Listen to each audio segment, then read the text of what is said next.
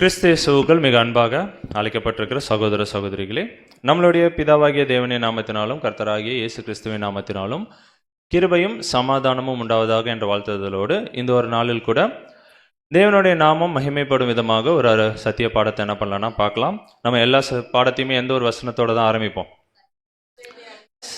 Correct. ஆமாம். So அப்படின்னா வார வாரம் தேவன் நம்மளுக்கு என்ன பண்ணிட்டு இருக்கிறார் அப்படின்னு சொல்லிட்டு பார்த்தோம்னா, தவறான நம்பிக்கைகள் இல்லைன்னா தவறான விசுவாசத்திலேருந்து நம்மளை என்ன பண்ணிட்டு இருக்கிறாருன்னா விடுதலை ஆக்கிட்டு இருக்கிறார் அப்படின்னு சொல்லிட்டு பார்க்குறோம். அந்த ஒரு வரிசையில் இன்னைக்கு கூட என்ன பண்ண போறோம்னா ஒரு அருமையான ஒரு சத்திய பாடத்தை தேவன் கொடுக்க போறார். ஸோ இன்னைக்கு யாரை குறித்து பார்க்க போறோம் அப்படின்றது உங்களுக்கு நல்லாவே தெரியும். யாருங்க? நம்மளுடைய க்ளோஸ் ஃப்ரெண்டு. கரெக்டுங்களா? இல்லை, இது வரைக்கும் இருந்திருக்கலாம், ஆனால் இன்னுமே என்ன இல்லை, நம்மளுடைய ஃப்ரெண்டு கிடையாது. கரெக்டுங்களா? ஸோ அப்போ பாடத்தோட தலைப்பு என்ன அப்படின்னா, எதிராளி ஆகிய பிசாசானவன். வருஷம் ஸ்டார்ட் ஆகுது, முதல் சப்ஜெக்டு. ஆனால் எப்படி இருக்கு? யாரை குறித்து படிக்கிறோம்? சாத்தானை குறித்து தேவன் கொடுத்துட்டு இருக்கிறார். எதுக்காக இருக்கும்? சாத்தானை குறித்து நம்ம நல்லா தெரிஞ்சுக்கிட்டோம் அப்படின்னா அவனை ஜெயிக்கிறதுக்கு நம்மளுக்கு என்ன இருக்கும்னு நல்ல ஞானம் நல்ல பலம் நம்மளுக்கு வரும் அப்படின்னு சொல்லிட்டு அதுக்காக தேவன் நம்மளுக்கு என்ன பண்றாருன்னா வருஷ துவக்கத்திலே நம்மளுக்கு என்ன பண்றாருன்னா சாத்தானை குறித்து நிறைய விஷயங்களை நம்மளுக்கு அங்கே கற்றுக் கொடுக்குறாரு அப்படின்னு சொல்லிட்டு பார்க்குறோம். சாத்தானை குறித்து நம்ம ஆல்ரெடி நிறைய கேள்விப்பட்டிருப்போம். கரெக்டுங்களா? அது ஒன்றும் ஒரு புது டாபிக் கிடையாது. நிறைய என்ன பண்ணியிருப்பாங்க, நம்ம ஆல்ரெடி கேள்விப்பட்டிருப்போம். கேள்விப்பட்ட விஷயங்கள் எல்லாம் கரெக்டாக இருக்கா, வேதத்தோட இசைந்து போகுதா அப்படின்றத தான் இன்னைக்கு நம்ம என்ன பண்ண போறோம்னா அங்கே பார்க்க போறோம். நம்ம வசனம் வாசிச்சு ஆரம்பிக்கலாம் பாருங்க. 1 பேதுரு 5:8. தெளிந்த புத்தியுள்ளவர்களாயிருங்கள், விழித்திருங்கள். ஏனெனில் உங்கள் எதிராளியாகிய பிசாசானவன் கெர்ச்சிக்கிற சிங்கம் போல் எவனை விழுங்கலாமோ என்று வகை தேடி சுற்றித் திரிகிறான். ஆமா, ஆரம்பிக்கும் போது எப்படிதான் ஆரம்பிக்கிறார் அப்படின்னா, தெளிந்த புத்தி உள்ளவர்களாயிருங்கள், விழித்திருங்கள். யார் என்ன சொன்னாலும் என்ன பண்ணக்கூடாது, நம்பக்கூடாது. கரெக்டுங்களா? திருத்தோன்னு ஒரு பாடம் கேட்டோம். கரெக்டுங்களா? திருத்தோன்னா என்னங்க? ஏன்னா வசனம் என்ன சொல்லுது? தெளிந்த புத்தி உள்ளவர்களாய் இருங்கள், விழித்திருங்கள் அப்படின்னு சொல்லுது. இதுக்கு முன்னாடி என்னன்னு நினைச்சிட்டு இருந்தோம், ஆனா ஒரு மாசத்துக்கு முன்னாடி பார்த்தோம் திருத்தோன்ற வார்த்தையே எங்க இல்லை. அப்போ ஒரு 6 மணி நேரம் சப்ஜெக்ட் பார்த்தோம். கரெக்டுங்களா? ஸோ அப்படின்னா நம்ம எப்பயுமே எப்படி இருக்கணும் அப்படின்னு சொல்லிட்டு பார்த்தோம் அப்படின்னா ஒவ்வொரு விஷயத்திலையும் எப்படி இருக்கணும், ரொம்ப தெளிவுள்ளவர்களாக அங்க நம்ம இருக்கணும் அப்படின்னு சொல்லிட்டு பார்க்கிறோம். ஏன்னா உங்கள் எதிராளி ஆகிய பிசாசானவன் எப்படி இருக்கிறான், கெர்ச்சிக்கிற சிங்கம் போல் எவனை விழுங்கலாமோ என்று வகை தேடி சுற்றி திரிக்கிறான். அப்படின்னா யாரை எப்ப கீழே தள்ளலாம் அப்படின்னு சொல்லிட்டு என்ன பண்ணிட்டு இருக்கிறான்னா சுற்றி தெரிஞ்சிட்டு இருக்கிறான் அப்படின்னு சொல்லிட்டு பார்க்குறோம். அப்படின்னா வெறும் சாத்தான்னு சொன்னா மட்டும் கரெக்டா இருக்காது, எதிராளி ஆகிய சாத்தான் இல்லைன்னா பிசாசானவன் அப்படின்னு சொன்னாதான் எப்படின்னா அது கரெக்டா இருக்கும் அப்படின்னு சொல்லிட்டு பார்க்கணும். அதே மாதிரி சாத்தான் எப்படி இருப்பான் நம்ம ஏதாவது பார்த்துருக்கோமா? யாராவது பார்த்துருக்கீங்களா? பார்த்ததெல்லாம் இல்லை. அழகா இருப்பான். இப்படி இருப்பானா? 2 கொம்பு ஏதாவது இருக்குங்களா? ஏன்னா சின்ன வயசுலேருந்து நம்மளை எப்படி சொல்லி கொடுத்து வளர்த்துருப்பாங்க குழந்தைங்களை சொல்லும் போது, 2 கொம்பு ஒரு வால். ஏன்னா இப்படி ரொம்ப கொடூரமாகவே எப்படி பண்ணிட்டாங்க, சித்தரிச்சுட்டாங்க. கரெக்டுங்களா? சாத்தானாவே இப்படிதான் இருப்பான் அப்படி ரொம்ப கொடூரமா என்ன பண்ணிட்டாங்கன்னா சித்தரிச்சு வச்சுட்டாங்க அப்படின்னு சொல்லிட்டு பார்க்குறோம். நம்மளும் சின்ன வயசுலேருந்து என்ன பண்ணிட்டோம், அதை கேட்டு கேட்டு அதே ஒரு நம்பிக்கைக்குள்ளாக வந்துட்டோம் அப்படின்னு சொல்லிட்டு நம்ம பார்க்குறோம். கரெக்டுங்களா? ஸோ அவன் பெரிய வாள் இருக்கும், அவன் கையில் ஏதாவது ஆயுதம் ஏதாவது வச்சிருப்பான். ஸோ இந்த மாதிரி நிறைய விஷயங்கள் என்ன பண்ணப்பட்டிருக்கும்னா நம்மளுக்கு சொல்லப்பட்டிருக்கும். இது கிறிஸ்துவ மதத்தில் மட்டும் இருக்கா அப்படின்னா மற்ற மதத்துலையுமே என்ன இருக்குங்க, இந்த மாரி நம்பிக்கைகள் அங்கே இருக்குது அப்படின்னு சொல்லிட்டு பார்க்குறோம். அங்கேயும் அப்படிதான் இருக்கும், ரொம்ப மோசமாக தான் என்ன பண்ணியிருப்பாங்க, சித்தரித்திருப்பாங்க அப்படின்னு சொல்லிட்டு நம்ம பார்க்குறோம். கரெக்டுங்களா? ஸோ இன்னைக்கு நம்ம என்ன பண்ண போறோம் அப்படின்னா, நம்ம கேட்ட விஷயங்கள் எல்லாமே கரெக்டா, இது வரைக்கும் நம்ம ஒரு புரிதல்ல இருப்போம்ல, அது எல்லாமே கரெக்டா அப்படின்றத பார்க்க. அப்படின்னா சாத்தானுடைய பேக்ரவுண்ட் என்ன, அவன் எங்கேருந்து வந்தான், அவன் இப்போ என்ன பண்ணிட்டு இருக்கிறான், அவனுக்கு ஒரு தொடக்கம் இருக்கா, அவனுக்கு ஒரு முடிவு இருக்கா. ஸோ இந்த மாதிரி எல்லா விஷயத்தையுமே நம்ம என்ன பண்ண போறோம்னா அங்கே பார்க்க போறோம். ஓகேங்களா? ஸோ சாத்தான்னு சொன்னாவே கண்டிப்பாக ஒரு தொடக்கம் இருக்கணும், ஒரு முடிவு இருக்கணும். கரெக்டுங்களா? ஒரு எக்ஸாம்பிளுக்கு பிதாவாகிய தேவனுக்கு தொடக்கம் இருக்குங்களா? ஆதி அந்தம் இல்லாத ஏகர சக்கராதிபதி. கரெக்டுங்களா? ஸோ இயேசு கிறிஸ்துவுக்கு தொடக்கம் இருக்குங்களா? திருத்துவம் கேட்டிருந்தோம்னா என்ன இருக்கும் நம்மளுக்கு, நம்ம இவ்வளவு நாள் அவர் நம்பிக்கையில இருந்திருக்கலாம். கரெக்டுங்களா? அப்போ அவருக்கு ஒரு தொடக்கம் இருக்கு அப்படின்னு சொல்லிட்டு, அதே போல சாத்தானுக்குமே என்ன இருக்கு அப்படின்னு சொல்லிட்டு பார்த்தோம்னா ஒரு தொடக்கம் இருக்கு அப்படின்னு சொல்லிட்டு பார்க்கணும். இன்னைக்கு நம்ம என்ன பண்ண போறோம்னா நம்மளுடைய எதிரியை குறித்து தான் நம்ம என்ன பண்ண போறோம்னா நிறைய தெரிஞ்சுக்க போறோம். ஏன் தெரிஞ்சுக்கணும்னா அவனை பத்தி தெரிஞ்சுக்கிட்டாதான் அவனை நம்மளால என்ன பண்ண முடியும்னா ஜெயிக்க முடியும் அப்படின்னு சொல்லிட்டு பார்க்குறோம். இல்லைன்னா ரொம்ப ஈஸியா நம்மளை என்ன பண்ணிடுவான், கீழே தள்ளிட்டு போயிடுவான் அப்படின்னு சொல்லிட்டு பார்க்கணும். ஓகேங்களா? நம்மளுடைய ஒரு பாரம்பரியமே என்ன அப்படின்னு சொல்லிட்டு பார்த்தோம்னா, இல்லைன்னா ஒரு வழக்கமே என்ன அப்படின்னா, ஒரு ராஜா ஒருத்தர் அரசாட்சி பண்ணிட்டு இருக்கிறாருன்னு வச்சுக்கோங்க. அவருடைய அரசாட்சி காலத்திலேயே அவருடைய அடுத்த சந்ததி என்ன பண்ணுவாருங்க, ரெடி பண்ணுவாங்க. கரெக்டுங்களா? இப்போ ராஜா இருக்காருன்னா ஒரு அடுத்த பையன் இருக்கிறாங்கன்னா பையனை என்ன பண்ணுவாங்க, ரெடி பண்ணுவாங்க. அடுத்த ஒரு அரசாட்சிக்கு அவர் வரணும். நம்ம வேதத்துல கூட படிக்கிறோம், தாவீது என்ன பண்ணாருங்க, அடுத்த சாலமோன் வரும்போதே அவர் வர்றதுக்கு முன்னாடியே அவருக்கு எல்லா விஷயத்தையும் என்ன பண்ணுவாருன்னா சொல்லி கொடுத்து அரியணை ஏறதுக்கு முன்னாடியே என்ன பண்ணுவாருங்க, இதெல்லாம் இப்படி இந்த மாதிரி விஷயங்கள் எல்லாத்தையுமே என்ன பண்ணுவாருன்னா அங்க சொல்லி கொடுப்பாரு. இது ஒரு வழக்கமாகவே அங்க இருக்கு அப்படின்னு சொல்லிட்டு பாக்குறோம். கரெக்டுங்களா? இப்போ வந்து ஒரு ராஜாவை ஆகணும்னு வச்சுக்கோங்க, அப்படின்னு என்னென்னலாம் நம்ம தெரிஞ்சு வச்சிருக்கணும். ஆமா, போட்டோஸ் பார்த்து கரெக்ட்.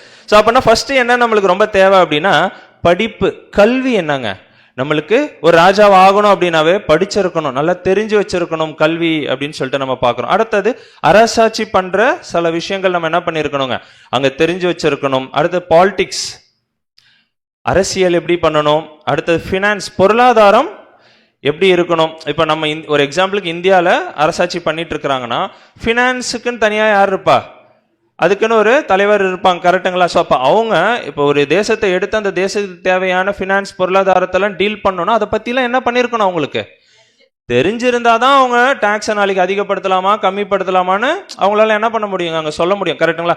ஸோ அந்த மாதிரி ஒவ்வொரு விஷயத்தையுமே அந்த ராஜா ஆக போறவங்க என்ன பண்ணுங்க, தெரிஞ்சு வச்சிருக்கணும் அப்படின்னு சொல்லிட்டு பார்க்குறோம். அடுத்தது என்னன்னா, நம்ம எந்த ஒரு தேசத்தை ஆள போறோமோ அந்த ஒரு தேசத்தோடைய எல்லைகள்லாம் என்ன பண்ணியிருப்பாங்க, தெரிஞ்சு வச்சிருப்பாங்க. கரெக்டுங்களா? அப்படின்னா அவங்களோட ஹிஸ்ட்ரி தெரியணும்.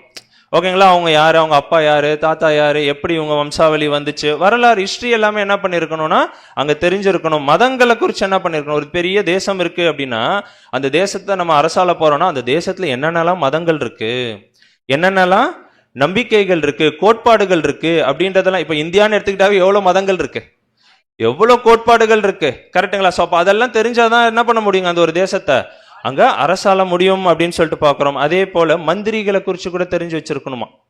ஏன் அப்படின்னா இதுக்கு முன்னாடி யார் மந்திரியா இருந்தா அவர் என்னென்னலாம் பண்ணாங்க, புதுசா ராஜாவா இவங்க ஆகுறாங்க அப்படின்னா அந்த மந்திரிகள் எப்படிலாம் அரசாளணும், என்னென்னலாம் பண்ணணும் அப்படின்ற விஷயங்களையும் கூட என்ன பண்ணிருக்கணும் தெரிஞ்சு வச்சு. ஏன்னா ஒவ்வொரு டிபார்ட்மெண்ட்டுக்கும் ஒரு மந்திரி என்ன பண்ணிருப்பாங்க, மினிஸ்டர் போட்டு வச்சிருப்பாங்க. கரெக்டுங்களா? ஸோ அப்படின்னா எல்லா விஷயத்தையுமே அவங்க என்ன பண்ணிருக்கணும்னா ஒரு ராஜாவா ஆகிறதுக்கு முன்பாகவே இது எல்லாத்தையும் தெரிஞ்சு வச்சிருக்கணும் அப்படின்னு சொல்லிட்டு பாக்குறோம். இது எல்லாம் தெரிஞ்சிருந்தா கூட இன்னொரு முக்கியமான ஒரு விஷயம் அவங்க தெரிஞ்சு வச்சிருக்கணும். அது என்னவா இருக்கும், என்னது? கரெக்ட். எதிரியை என்ன பண்ணிருக்கோம், அந்த தேசத்தோடைய எதிரியை என்ன பண்ணிருக்கணும் அவங்க தெரிஞ்சு வச்சிருக்கணும். நார்த்ல இருந்து யார் வருவா அட்டாக் பண்ண, சவுத்ல இருந்து யார் அட்டாக் பண்ண வருவா அப்படின்றதெல்லாம் என்ன பண்ணிருக்கணும் அந்த ராஜா அங்க தெரிஞ்சு வச்சிருக்கணும். அப்ப அந்த எதிராளியோட பலம் என்ன, அவர் என்னென்ன தந்திரங்கள் யூஸ் பண்ணுவாரு, பலம் பலவீனங்கள், அவர் எதுல எக்ஸ்பர்ட்டா இருப்பாங்க, எதுல வீக்கா இருப்பாங்க, அவர் எப்படி முறியடிக்கலாம். ஸோ இந்த மாதிரி எல்லா விஷயத்தையுமே ரொம்ப முக்கியமா அந்த ராஜா என்ன பண்ணிருக்கணும் அப்படின்னா அங்க தெரிஞ்சு வச்சிருக்கணும் அப்படின்னு சொல்லிட்டு பாக்குறோம். அப்படியெல்லாம் தெரிஞ்சு வச்சிருந்தாதான் அது அவங்களுக்கு எப்படி இருக்கும், ஒரு வெற்றிகரமான ஒரு ராஜ்யபாரமாக அங்க இருக்கும் அப்படின்னு சொல்லிட்டு பாக்குறோம். இதெல்லாம் நம்ம எதுக்கு இப்ப பாக்குறோம்,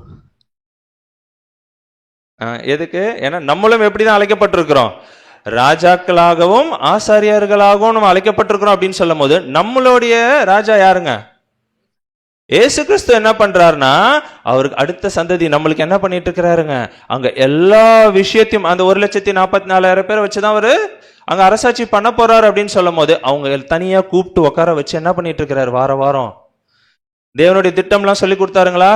முதலாம் உலகம்னா என்ன, 2ஆம் உலகம்னா என்ன, 5ஆம் உலக பேரரசுனா புரியுதுங்களா? அப்ப இன்னைக்கு என்ன சொல்லி தர போறாருன்னா அவருடைய எதிரி யாரு, நம்மளுடைய எதிரி யாரு அப்படின்றது அங்க என்ன பண்றாருங்க அங்க சொல்லி தராரு அப்படின்னு சொல்லிட்டு நம்ம பாக்குறோம். அதான் அவர் அழகா சொல்றாரு, நான் ஜெயம் கொண்டு என் பிதாவினுடைய சிங்காசனத்திலே அவரோட உட்கார்ந்தது போல. அவர் என்ன பண்ணாருங்க, அவர் ஜெயம் கொண்டார். கரெக்டுங்களா?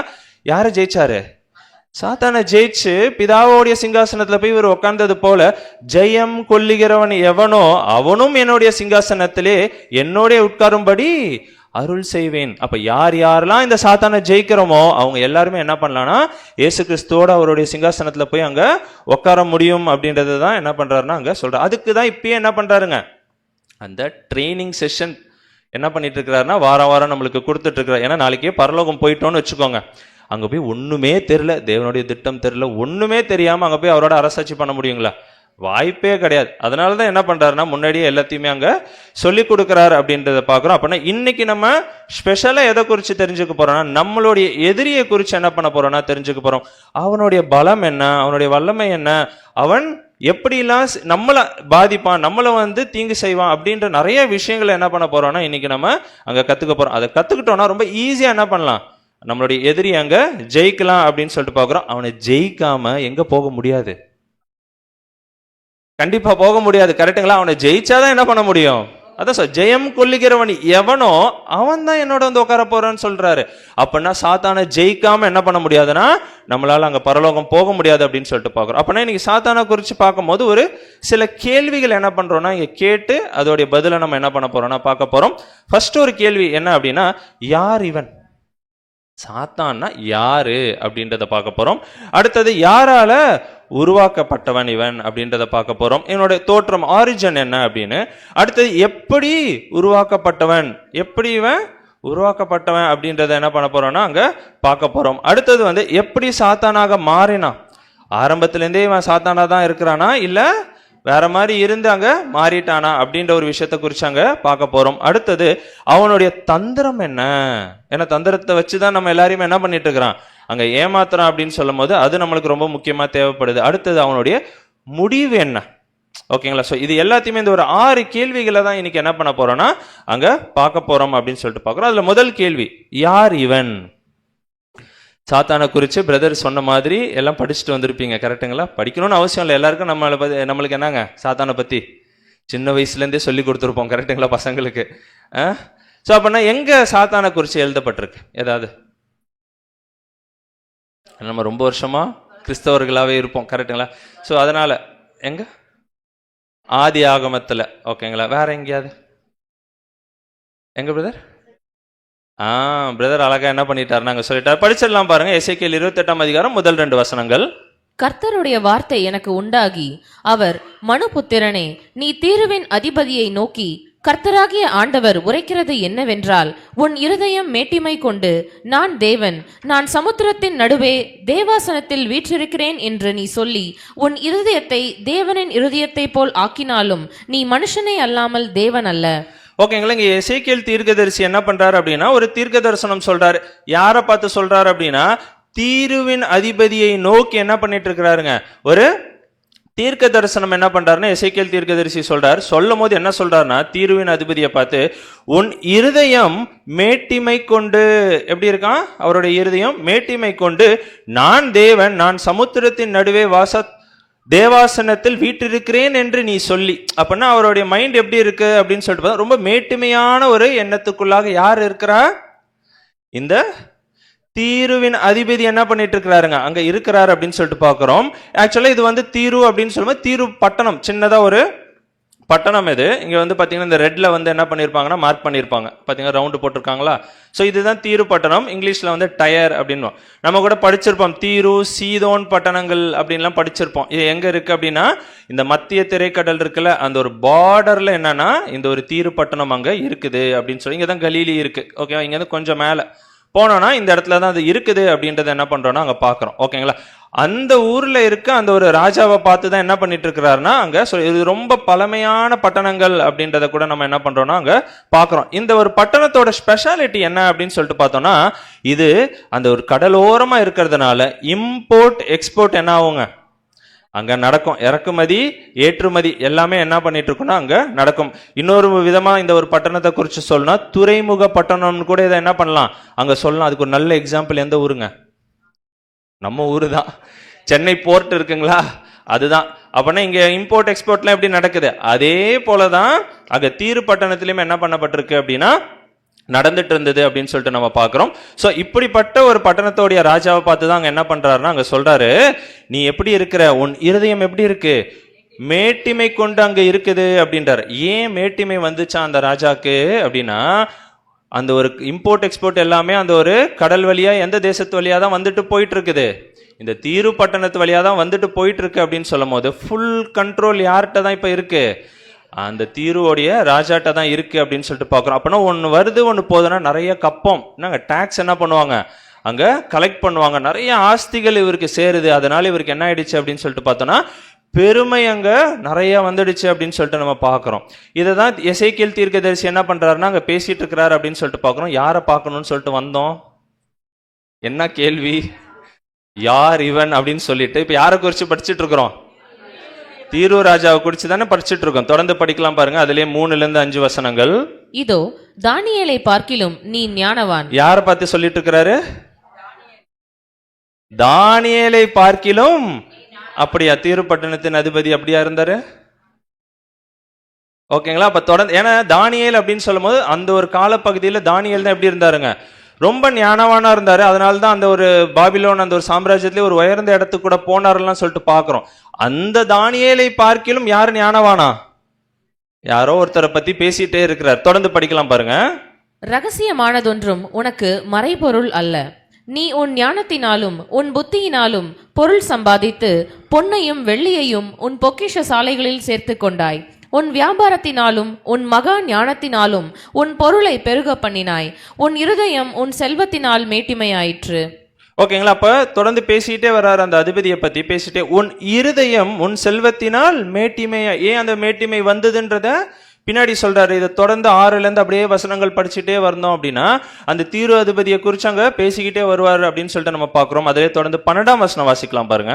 மனுபுத்திரனே, நீ தீரு ராஜாவை குறித்து புலம்பி அவனை நோக்கி, கர்த்தராகிய ஆண்டவர் உரைக்கிறது என்னவென்றால், நீ விசித்திரமாய் செய்யப்பட்ட முத்திரை மோதிரம், நீ ஞானத்தால் நிறைந்தவன், பூரண அழகுள்ளவன்.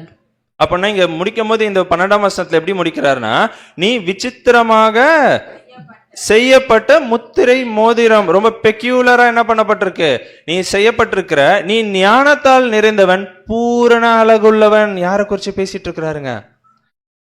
தொடங்கும் போது தீருப்பட்டணத்தின் அதிபதியை குறிச்சு தான் பேசினாரு. அவருக்கு மேட்டிமை இருக்குதான், ஏன்னா அங்க இம்போர்ட் எக்ஸ்போர்ட் எல்லாம் நடக்குது, அதனால நிறைய ஆஸ்தி வருது, அதனால அவருக்கு எப்படி இருக்குதுங்க, பெருமை ரொம்ப இருந்ததுன்னு சொல்லிட்டு பாக்குறோம். ஆனா அவரை பத்தி பேசுற மாதிரியே பேசிக்கிட்டு இப்ப யாரை குறிச்சு பேசிக்கிட்டு வர்றாரு அப்படின்னு சொல்லிட்டு பார்த்தோம்னா சாத்தானை குறிச்சு என்ன பண்ணிட்டு இருக்கிறாருங்க தேவன் அங்க பேசிட்டு இருக்கிறாரு அப்படின்னு சொல்லிட்டு நம்ம பாக்குறோம். அதான் இப்ப சொல்றாரு பூரண அழகுள்ளவன். சாத்தானை நம்ம எப்படி எல்லாம் நினைச்சிட்டு இருந்தோம், ஆனா வசனம் என்ன சொல்லுது அப்படின்னா பூரண அழகுள்ளவன் அப்படின்ற ஒரு விஷயத்த அங்க ரெக்கார்ட் பண்ணி இருக்கிறாங்க அப்படின்னு சொல்லிட்டு நம்ம பாக்குறோம். அதுல தொடர்ந்து 13ஆம் வசனம் வாசிக்கலாம் பாருங்க. நீ தேவனுடைய தோட்டமாகிய ஏதேனில் இருந்தவன். எங்க இருந்திருக்கிறாரு அவரு? அப்ப இது யாருதான்? தீரு பட்டணத்தின் அதிபதி எல்லாம் என்ன பண்ணலங்க, அப்ப பிறந்து கூட இருக்க மாட்டாரு. புரியுதுங்களா? அப்ப நீ தேவனுடைய தோட்டமாகிய ஏதேனில் இருந்தவன். பத்மராகம், புஷ்பராகம், வைரம், படிகப்பச்சை, கோமேதகம், யஸ்பி, இந்திரநீலம், மரகதம், மாணிக்கம் முதலான சகலவித ரத்தினங்களும் பொன்னும் உன்னை மூடிக்கொண்டிருக்கிறது. நீ சிருஷ்டிக்கப்பட்ட நாளில் உன் மேள வாத்தியங்களும் உன் நாகசுரங்களும் உன்னிடத்தில் ஆயத்தப்பட்டிருந்தது. அப்புறம் சகலவித ரத்தனங்களிலும் பொன்னும் உன்னை மூடிக்கொண்டு இருந்தது அப்படின்னு சொல்ற. அப்ப 9 விதமான கற்கள்னால என்ன பண்ணப்பட்டிருக்கிறார், இவரு படைக்கப்பட்டிருக்கிறார் அப்படின்னு சொல்லிட்டு பாக்குறோம். ரொம்ப ஒரு மகிமையான ஒரு படைப்பு, ஒரு புகழ்பெற்ற ஒரு படைப்பாக அவரு இருந்திருக்கிறார். யாரு? சாத்தானை குறிச்சு அங்க என்ன பண்ணிட்டு இருக்கிறாரு, அங்க பேசிட்டு இருக்கிறார் அப்படின்னு சொல்லிட்டு பாக்குறோம்.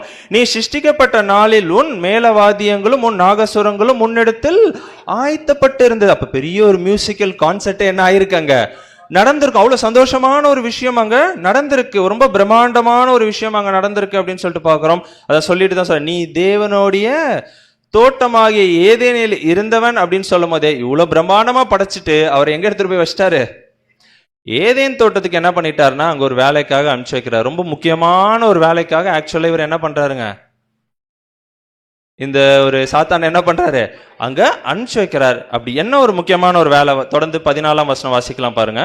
காப்பாற்றுவதற்காக அபிஷேகம் பண்ணப்பட்ட கேரூப். என்னவா?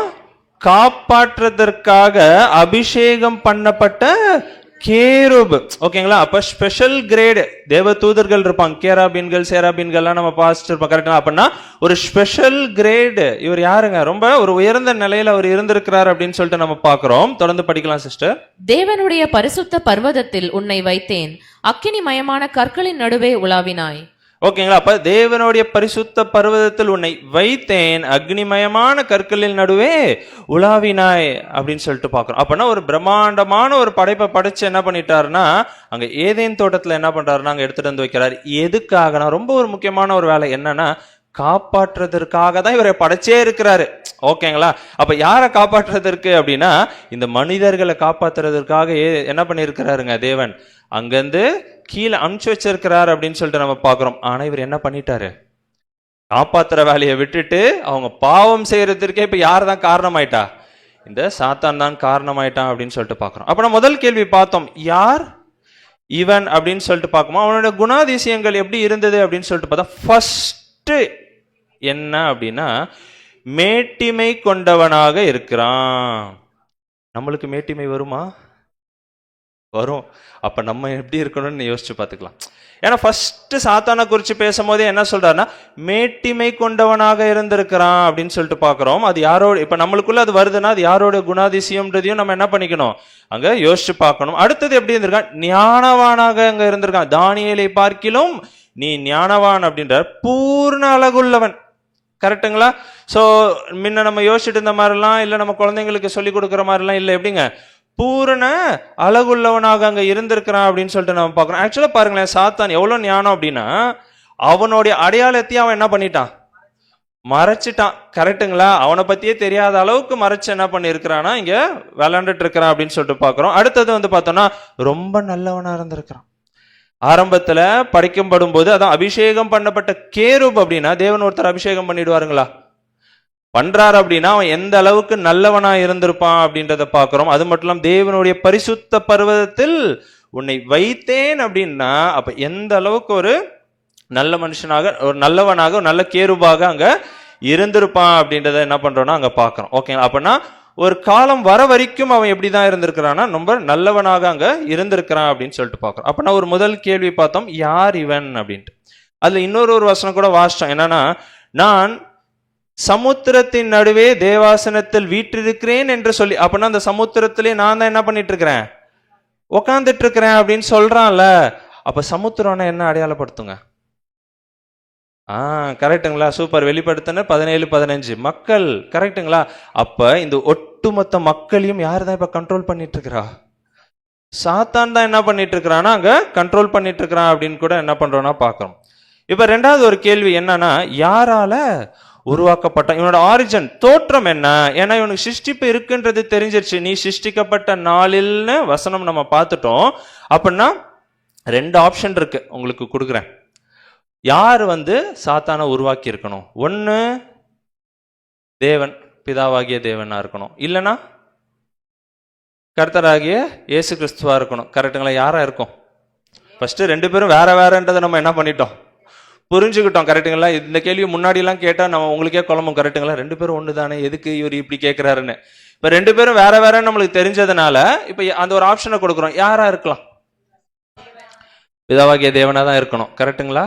சரி, படிச்சிடலாம். வசனத்துல இருந்து நம்ம பார்த்திடலாம். கொலோசியர் 1:15 மற்றும் 16 வசனம். அவர் அதரிசனமான தேவனுடைய தற்சுரூபமும் சர்வ சிருஷ்டிக்கும் முந்தின பேருமானவர். ஏனென்றால் அவருக்குள் சகலமும் சிருஷ்டிக்கப்பட்டது, பரலோகத்தில் உள்ளவைகளும் பூலோகத்தில் உள்ளவைகளும் ஆகிய காணப்படுகிறவைகளும் காணப்படாதவைகளுமான சகல வஸ்துக்களும், சிங்காசனங்கள் ஆனாலும் கர்த்தத்துவங்கள் ஆனாலும் துரைத்தனங்கள் ஆனாலும் அதிகாரங்கள் ஆனாலும் சகலமும் அவரை கொண்டும் அவருக்கென்றும் சிருஷ்டிக்கப்பட்டது. இப்ப சொல்லுங்க, யார் படிச்சது? அருமை. சோ அப்படின்னா அவர் அதிர்சனமான தேவனுடைய அதிர்சனமான இன்விசிபிள் காட், பார்க்க முடியாது. தரிசனம், அதிர்சனம் ஆப்போசிட். அப்ப பார்க்க முடியாத தேவனுடைய தற்சுரூபம், இமேஜ் யாருங்க? நம்மளுடைய கர்த்தராகிய இயேசு கிறிஸ்து அப்படின்னு சொல்லிட்டு பார்க்கிறோம். சர்வ சிருஷ்டிக்கும் முந்தின பேருமானவர், அதுவும் யாருதான்? இயேசு கிறிஸ்து தான் அப்படின்னு சொல்லிட்டு நம்ம பார்க்கிறோம். கரெக்டுங்களா? சோ அப்படின்னா சொல்லிதான் சொல்ற, அவருக்குள் யாருங்க? இயேசு கிறிஸ்துவுக்குள் சகலமும் சிருஷ்டிக்கப்பட்டது. பரலோகத்தில் உள்ளவைகளா இருந்தாலும் சரி, அது தேவ தூதர்களா இருந்தாலும் சரி, பார்க்க முடியாத நிறைய விஷயங்களா இருந்தாலும் சரி, பரலோகத்தில் இருக்க விஷயங்களா இருந்தாலும் சரி, பூலோகத்தில் உள்ள விஷயங்களா இருந்தாலும் சரி, மனுஷர்கள், மிருகங்கள், காத்து, தண்ணி, எதுவானா இருக்கலாம். சோ எல்லாமே அதில் அடங்கும். சகலமும் அவரை கொண்டும் அவருக்கென்றும் சிருஷ்டிக்கப்பட, அவருக்காக தான் என்ன பண்ணியிருக்கிறாரு, அங்க செஞ்சிருக்காரு. அவருக்கென்றும் அங்க சிருஷ்டிக்கப்பட, A to Z எல்லாமே யார் தான் படைச்சது அப்படின்னா இயேசு கிறிஸ்து தான் அங்க படைக்கிறார் அப்படின்றத என்ன பண்றோம் அங்க பாக்குறோம். ஆனா இதுக்கு ஃபுல் கண்ட்ரோல் கொடுத்தது யாரு? பிதாவாகிய தேவன் தான் எல்லாத்தையும் செய்யறாரு. ஆனா யாரை வச்சு செய்யறாரு? இதை இன்னொரு மாதிரி கூட சொல்லலாம், கரெக்டுங்களா? பிதாவாகிய தேவன் தான் எல்லாத்தையும் செய்யறாரு. ஆனா யாரை வச்சு செய்யறாரு? குமாரனை வச்சு அங்க எல்லா விஷயத்தையும் செய்யறாரு அப்படின்னு சொல்லிட்டு பாக்குறோம். வாசிக்கலாம் பாருங்க, யோவான் 1:3. சகலமும் அவர் மூலமாய் உண்டாயிற்று. சகலமும் அவர் மூலமாக தான். யாருங்க? இயேசு கிறிஸ்து மூலமாக தான் உண்டாயிற்று. உண்டானதொன்றும் அவராலே அல்லாமல் உண்டாகவில்லை. ஒண்ணு கூட கிடையாதுன்ட்டார். அவர் இல்லாம ஒண்ணு கூட அங்க உண்டாகல அப்படின்னு சொல்லிட்டு பாக்குறோம். அடுத்தது எபிரேயர் 1:1 முதல் 2 வசனங்கள். பூர்வ காலங்களில் பங்கு பங்காகவும் வகை வகையாகவும் தீர்க்கதரிசிகள் மூலமாய் பிதாக்களுக்கு திருவுளம் பற்றின தேவன் இந்த கடைசி நாட்களில் குமாரன் மூலமாய் நமக்கு திருவுளம் பற்றினார். இவரை சர்வத்திற்கும் சுதந்திரவாளியாகவும் நியமித்தார். இவரை கொண்டு உலகங்களையும் உண்டாக்கினார். ஓகேங்களா? இப்ப இங்க வசனம் என்ன சொல்லுது அப்படின்னா, ரெண்டாவது, இவரை சர்வத்திற்கும் சுதந்திரவாளியாக நியமித்தார். யார் நியமிக்கிறது? பிதாவாகிய தேவன் என்ன பண்றாருன்னா இயேசு கிறிஸ்து என்ன அப்பாயிண்ட் பண்றார், கரெக்டுங்களா? சுதந்திரவாளியாக நியமித்தார். இவரை கொண்டும் உலகங்களை எல்லாம் என்ன பண்ணார்னா அங்க உண்டாக்குனார். அப்ப தேவன் படைச்ச ஒரே படைப்பு யாரு தான்? கர்த்தராகிய இயேசு கிறிஸ்து மட்டும்தான். மீதி எல்லா படைப்புகளையுமே யார் தான் படைச்சது அப்படின்னு சொல்லிட்டு பார்த்தோம்னா கர்த்தராகிய இயேசுக்கு அவருடைய குமாரன் தான் அப்படின்னு சொல்லிட்டு ஒரு சார்ட் மாரி பார்க்கலாம் பாருங்க. தேவன் தான் என்ன பண்றாருங்க, யாரை படைக்கிறார் அப்படின்னா இயேசு கிறிஸ்து. அப்ப இயேசு கிறிஸ்துன்னு சொல்லும் போது அவருக்கு அப்ப அந்த பேர் இருந்ததுங்களா? இங்க பூமிக்கு வரும்போது தான் அவருக்கு என்ன பேரு? இயேசு கிறிஸ்து. அப்ப அங்க ட்ரினிட்டியில யாராவது ஞாபகம் இருக்குங்களா? பிரதான தூதன், கரெக்ட் சிஸ்டம், மிகாயேல் பிரதான தூதன் சொல்லிட்டு பாக்குறோம். இன்னொரு ஒரு பேர் இருந்துச்சு, என்ன அப்படின்னா லோகோஸ், LOGOS. அந்த வார்த்தையை நம்ம எங்கிருந்து எடுக்கிறோம் அப்படின்னா யோவான் 1:1, கரெக்டுங்களா? ஆதியிலே வார்த்தை இருந்தது, அந்த வார்த்தை தேவனிடத்தில் இருந்தது அப்படின்னு. அப்ப இந்த வார்த்தைன்னு ஒரு வார்த்தை இருக்குல்ல, அந்த வார்த்தையோட கிரேக்க பதம் என்ன தெரியுங்களா? லோகோஸ். கிரீக்ல லோகோஸ் டிரான்ஸ்லேட் பண்ணோம்னா வார்த்தை. அப்ப அவர் ஆரம்பத்துல எப்படி இருந்திருக்கிறார் அப்படின்னு சொல்லிட்டு பார்த்தோம்னா வார்த்தை, அதாவது லோகோஸாக என்ன பண்ணப்பட்டிருக்கிறாருன்னா அங்க இருந்திருக்கிறார். லோகோஸை மட்டும் தான் தேவன் என்ன பண்றாருன்னா அங்க படைக்கிறார் அப்படின்னு சொல்லிட்டு பாக்குறோம். மீதி எல்லாமே யார் தான் படைக்கிறா? லோகோஸ் தான் என்ன பண்றாருன்னா மற்ற எல்லா படைப்புகளையுமே அங்க படைக்கிறார் அப்படின்னு சொல்லிட்டு பாக்குறோம். அப்ப சாத்தானை யார் படைச்சிருக்கணும்? இயேசு கிறிஸ்து தான் அங்க படைச்சிருக்கணும். வாசிக்கலாம் பாருங்க, ஏசாயா 14:12. அதிகாலையின் மகனாகிய விடிவெள்ளியே, நீ வானத்திலிருந்து விழுந்தாயே, ஜாதிகளை ஈனப்படுத்தினவனே, நீ தரையிலே விழ வெட்டப்பட்டாயே. ஓகேங்களா? அப்ப அதிகாலையின் மகனாகிய விடிவெள்ளியே, நீ வானத்திலிருந்து விழுந்தாயே அப்படின்னு சொல்லிட்டு பாக்குறோம். இந்த ஒரு வசனம் நம்ம கொஞ்சம் குழப்புற மாதிரி இருக்கும், நம்ம கிளியரா பார்க்கலாம் பாருங்க. எப்படின்னா அதிகாலை அப்படின்னா என்னங்க? காலைன்னு மார்னிங், ஓகேங்களா? காலையின் மகனாகிய விடிவெள்ளி. விடிவெள்ளி நட்சத்திரம்னா அது யாரு? அதுவும் என்னதான், எந்த ஒரு அர்த்தத்தை தான் கொடுக்கும்? இங்கிலீஷ்ல நம்ம பார்த்தோம் அப்படின்னா இந்த ஒரு பாக்ஸ் போட்டிருக்காங்களா ரெட் கலர்ல, how have you have been fallen from heaven, வானத்திலிருந்து விழுந்தாயே அப்படின்னு சொல்லிட்டு அங்க யாரை குறிச்சு, ஓ ஸ்டார் ஆஃப் தி மார்னிங். அங்க என்ன சொல்றாரு அப்படின்னா மார்னிங் ஸ்டார், விடிவெள்ளி நட்சத்திரத்தை குறிச்சு என்ன பண்ணிட்டு இருக்கிறாருன்னா அங்க பேசிட்டு இருக்கிறார். பேசிட்டு பக்கத்துல எப்படி சன் ஆஃப் தி டான், அதுவும் யாரு தான்? அதிகாலை, கரெக்டுங்களா? அப்ப அதிகாலையின் மகனாகிய, அதிகாலையேன்னு வந்திருக்கணும், இல்ல விடிவெள்ளி நட்சத்திரமாகிய மகனாகிய விடிவெள்ளி நட்சத்திரம்னு வந்திருக்கணும். ஏன் அப்படின்னு சொல்லிட்டு பார்த்தோம் அப்படின்னா இயேசு கிறிஸ்துவுக்கு என்ன ஒரு பேர் இருக்கு? விடிவெளி நட்சத்திரம்னு பேர் இருக்கு.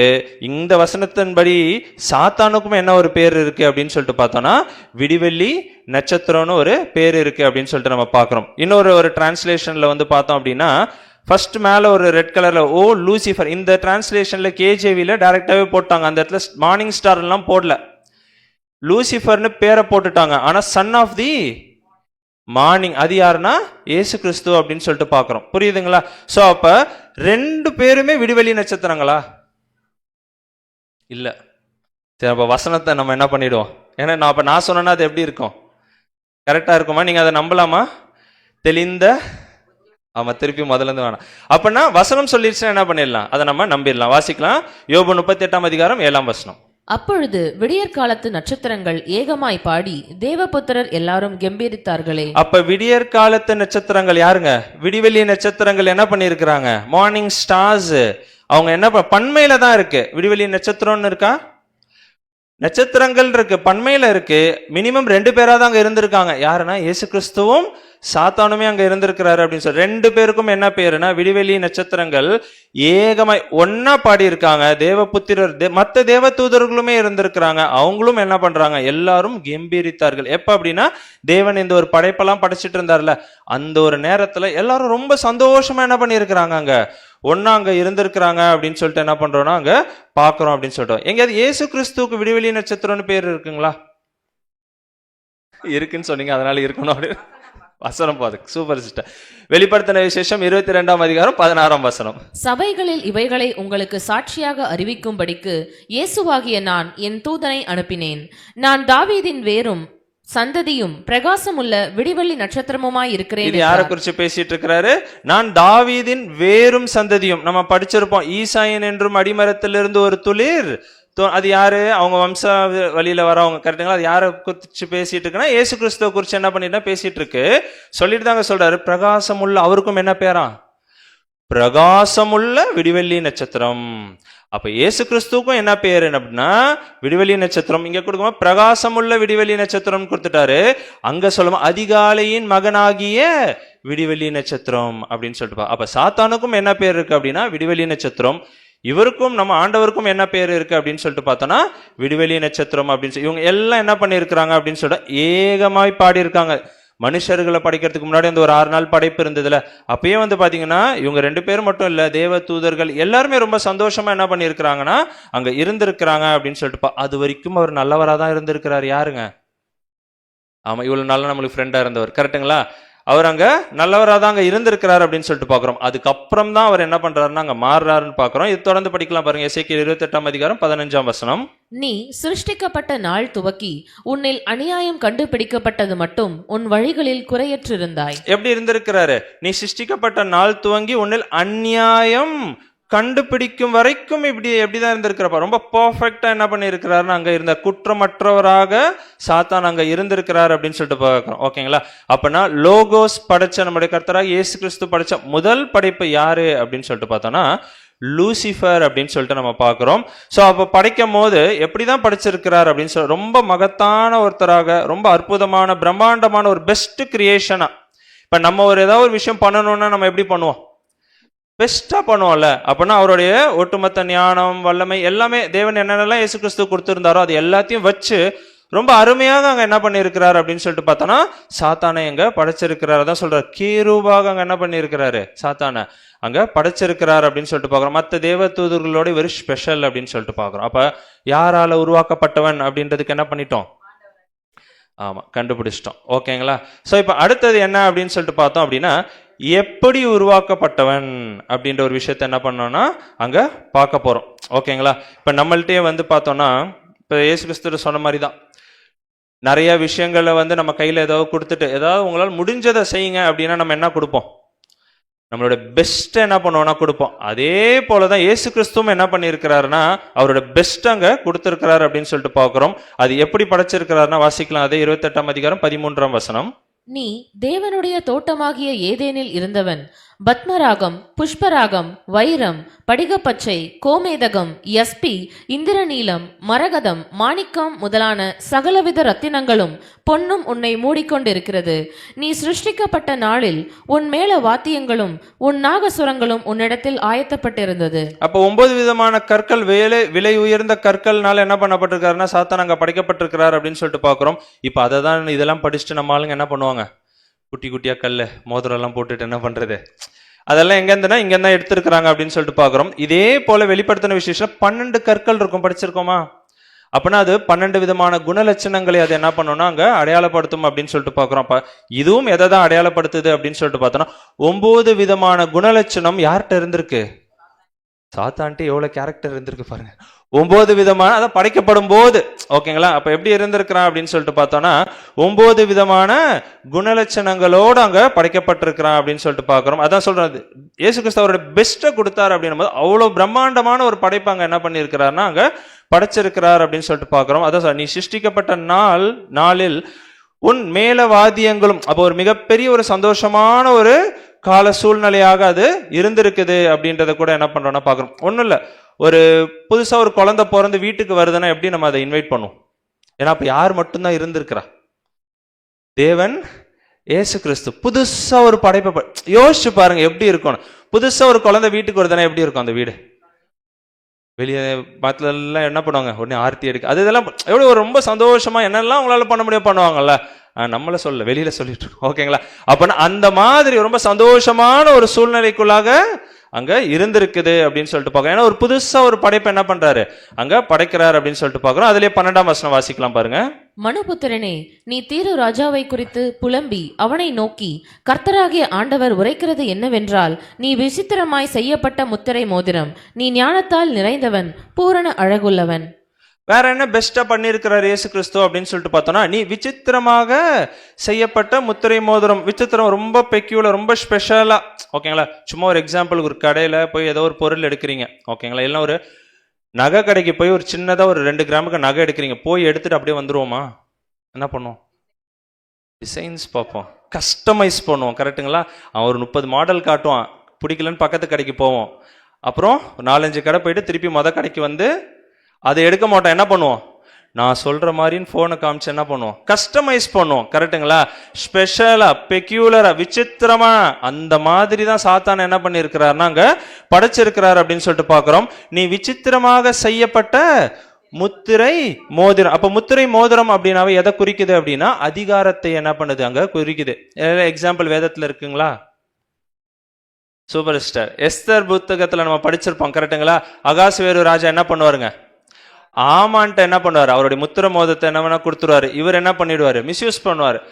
முருகதாய் மேல இருக்க கோவத்தினால ஒட்டுமொத்த யூதர்களையுமே அழிக்கணும்னு சொல்லிட்டு என்ன பண்ணுவார்னா அதை யூஸ் பண்ணுவார். ஸோ அப்படின்னா அந்த ஒரு அதிகாரத்தை என்ன பண்ணுதுன்னா அது இங்க வந்து குறிக்குது அப்படின்னு சொல்லிட்டு அப்படின்னா சாத்தான் எப்படி படைக்கப்பட, நீ விசித்திரமாக செய்யப்பட்ட முத்திரை மோதிரம், அவ்வளோ அதிகாரத்தை என்ன பண்ணியிருக்கிறாரு அங்க சாத்தானுக்கு அங்க கொடுத்துதான் அங்க படைக்கப்பட்டிருக்கிறாங்க அப்படின்னு சொல்லிட்டு பாக்குறோம். நீ ஞானத்தால் நிறைந்தவன் அப்படின்னு சொல்லிட்டு நம்ம பாக்குறோம். இயேசு கிறிஸ்துவும் யாருதான், அவருக்கும் என்ன பேர் இருக்கு? வெளிப்படுத்தின விசேஷம் ட்ரினிட்டி சப்ஜெக்ட்லயே பார்த்திருப்போம், கரெக்டுங்களா? அப்ப அவருக்கும் ஞானம்ன்ற ஒரு பேர் இருக்கு அப்படின்னு சொல்லிட்டு பார்க்கணும். அதே போல சாத்தானும் எப்படி இருக்கிறான்னா ஒரு ஞானவானாக அங்க இருக்கிறான்னு சொல்லிட்டு பாக்குறோம். இன்னொன்னு என்ன? பூரண அழகுள்ளவன். இயேசு கிறிஸ்துவும் அப்படிதான் இருந்திருப்பாரு, இவனையும் எப்படிதான் படைக்கிறாருங்க. அவரு ரொம்ப அழகுள்ளவராக தான் அங்க என்ன பண்றாருன்னா அங்க படைக்கிறாரு. அப்ப ஏறக்குறைய இயேசு கிறிஸ்துக்கு அடுத்த ஸ்தானத்துல யார் இருந்திருக்கணும்?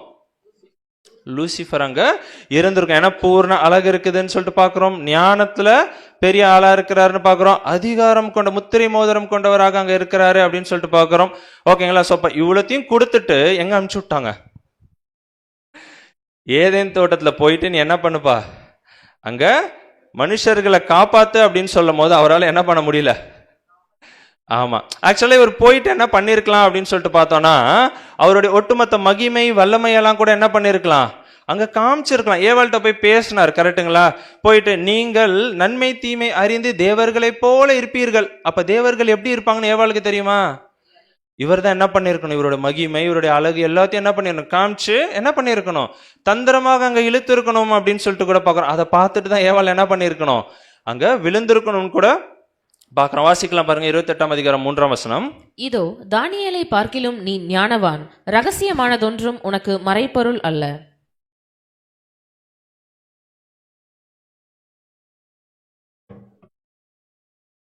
அடுத்தது என்ன பெஸ்டா இருந்தது அப்படின்னு சொல்லிட்டு பார்த்தோம்னா தானியேலை பார்க்கிலும் எப்படி இருந்திருக்கிறாருங்க?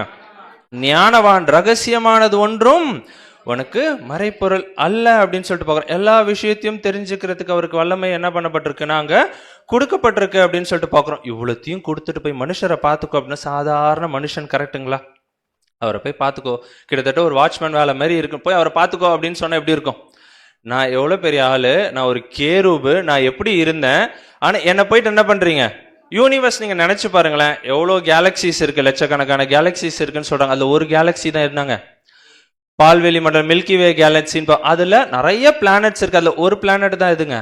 பூமி. அதுல ஒரே ஒரு மனுஷன் 2 பேர் இருக்கான். இவங்கள போய் பார்த்துக்கோன்னு சொல்லும் போது அவர் என்ன நினைக்கிறாரு, நான் எவ்வளவு பெரிய ஆளு, என்னை போய் நீங்க என்ன பண்ண, இந்த ஒரு சின்ன வேலைக்காக என்னை இவ்வளவு பிரம்மாண்டமா படைச்சிங்க அப்படின்றது அவருக்குள்ள என்ன ஆகுது அப்படின்னா அங்க தோண ஆரம்பிக்குது அப்படின்னு சொல்லிட்டு நம்ம பார்க்குறோம். ஓகேங்களா?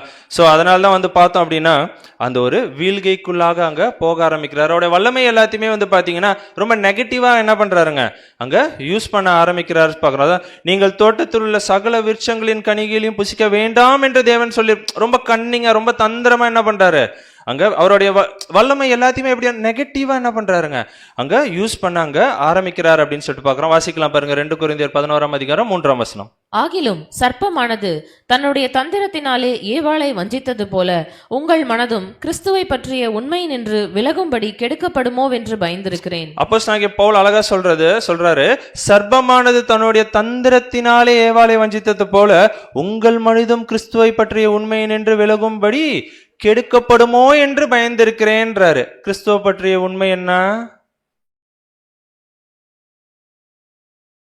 வெளியில போய் கிறிஸ்துவ மண்டலத்துல கேட்டா கிறிஸ்து யாருன்னு கேட்டா என்ன சொல்லுவாங்க? மறைச்சிட்டானா சாத்தான், இயேசு கிறிஸ்துவ தான் என்னன்னு சொல்லுவாங்க? தேவன் சொல்லுவாங்க, கடவுள் சொல்லுவாங்க. கரெக்டுங்களா? அது பவுல் அப்போஸ்தலன் அப்பயே சொல்லிட்டாரு, இது நடந்துருமோன்னு சொல்லிட்டு நான் என்ன பண்றேன், ரொம்ப பயந்து. ஆனா நம்ம இப்ப எப்படி இருக்கோம்?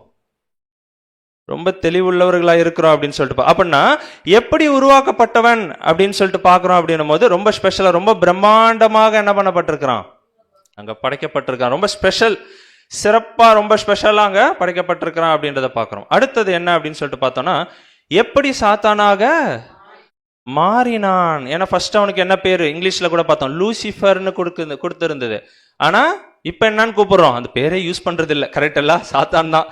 கரெக்டா? அப்படின்னா எப்படி அவன் மாறினா அப்படின்றத என்ன பண்றோம்னா அங்க பார்க்கலாம். அதை சொல்ற, நீ சிருஷ்டிக்கப்பட்ட நாள் துவங்கி உன்னில் அநியாயம் கண்டுபிடிக்கும் மட்டும், அது வரைக்கும் ஏதோ ஒரு அநியாயம் பண்ணி இருக்கிறாரு, அது மட்டும் உன் வழிகளில் குறைவற்றவனாய் இருந்த, அது வரைக்கும் பெர்ஃபெக்ட்டா அவர் என்ன பண்ணி இருக்கிறாருன்னா அங்க இருந்திருக்கிறார் அப்படின்னு சொல்லிட்டு நம்ம பார்க்கிறோம். படிக்கலாம் பாருங்க, ஏசாயா அப்படி என்ன பண்ணாருன்னு 14:13 மற்றும் 14.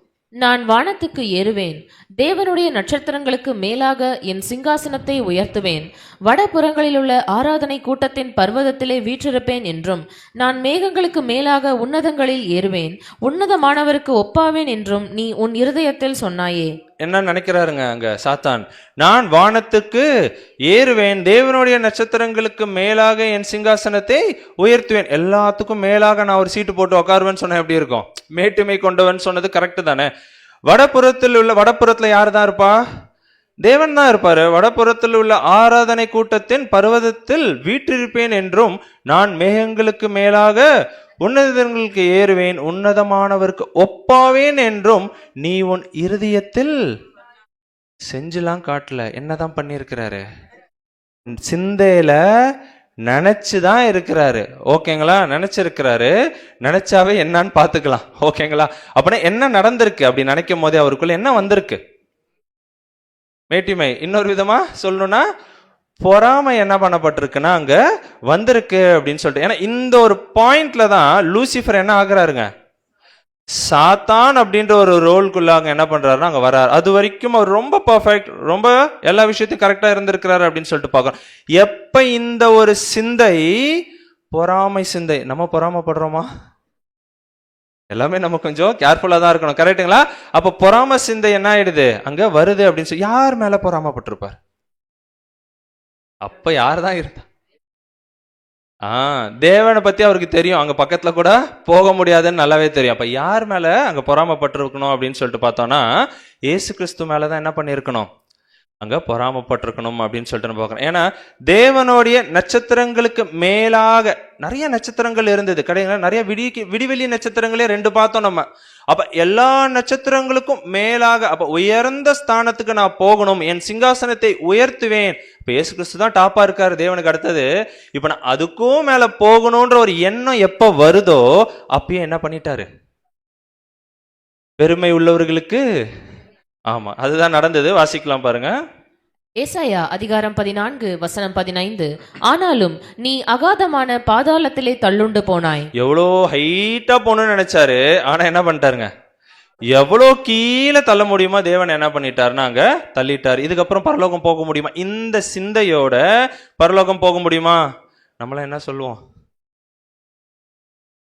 வார்த்தைக்கு வார்த்தை.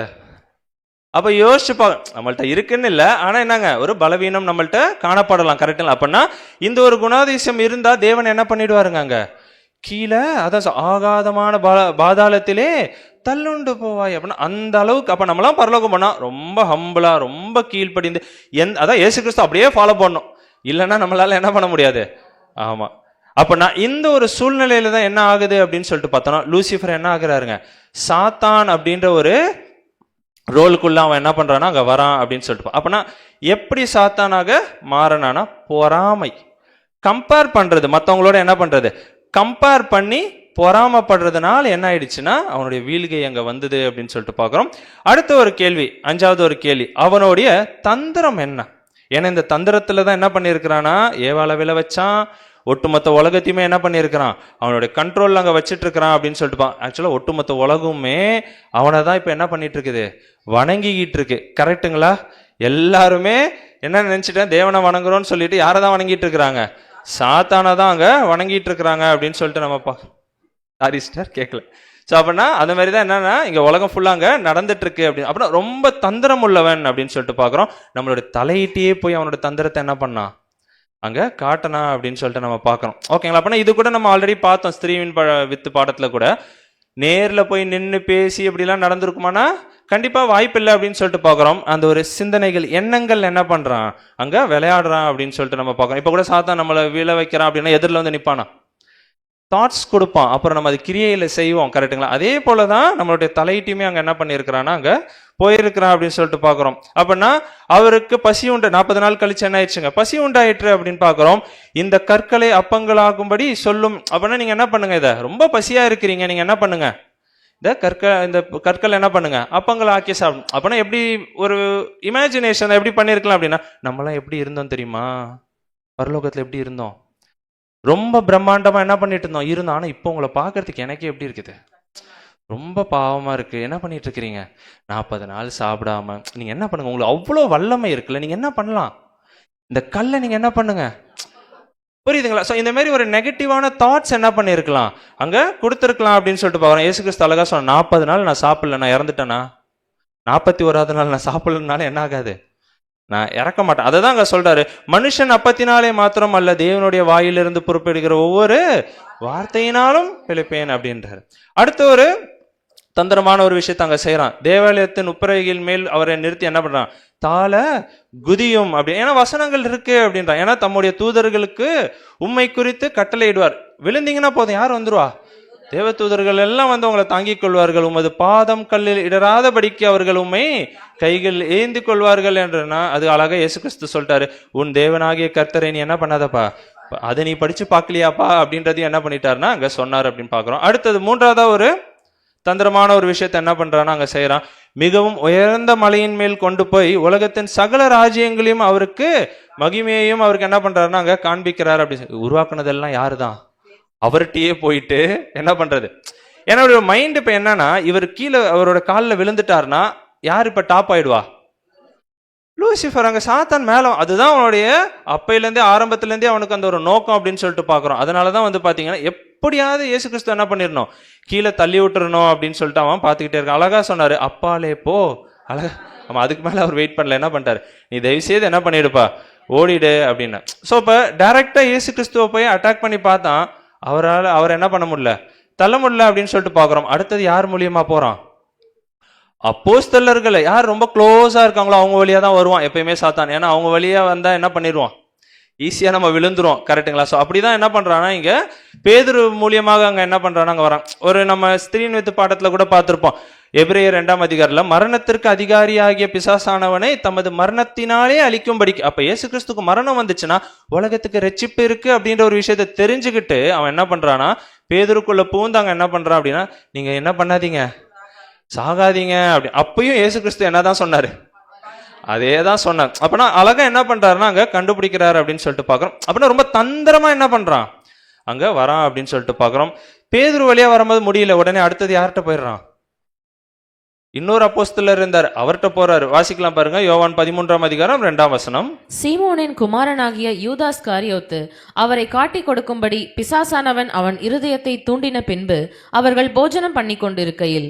ஓகேங்களா? அப்ப யாருக்குள்ள போறான் அப்படின்னு சொல்லிட்டு பார்த்தோம்னா, இன்னொரு அப்போஸ்தலர் யூதாஸ் காரியத்துக்குள்ள என்ன பண்றான்னா அங்க போறான் அப்படின்னு சொல்லிட்டு அவனுடைய இருதயத்தை, யூதாஸோட இருதயத்தை என்ன பண்றாருங்க இங்க தூண்டி விடுறாங்க அப்படின்னு சொல்லிட்டு நம்ம பார்க்கிறோம். தூண்டினதுக்கு அப்புறம் அவர் என்ன பண்றாருங்க, யூதாஸ் ஃபுல் ஃபிளெட்ஜா அவரால் என்னென்னலாம் பண்ண முடியுமோ எல்லாத்தையுமே அவங்க என்ன பண்றாருன்னா அங்க செஞ்சு முடிக்கிறாரு அப்படின்னு சொல்லிட்டு நம்ம பார்க்கிறோம்.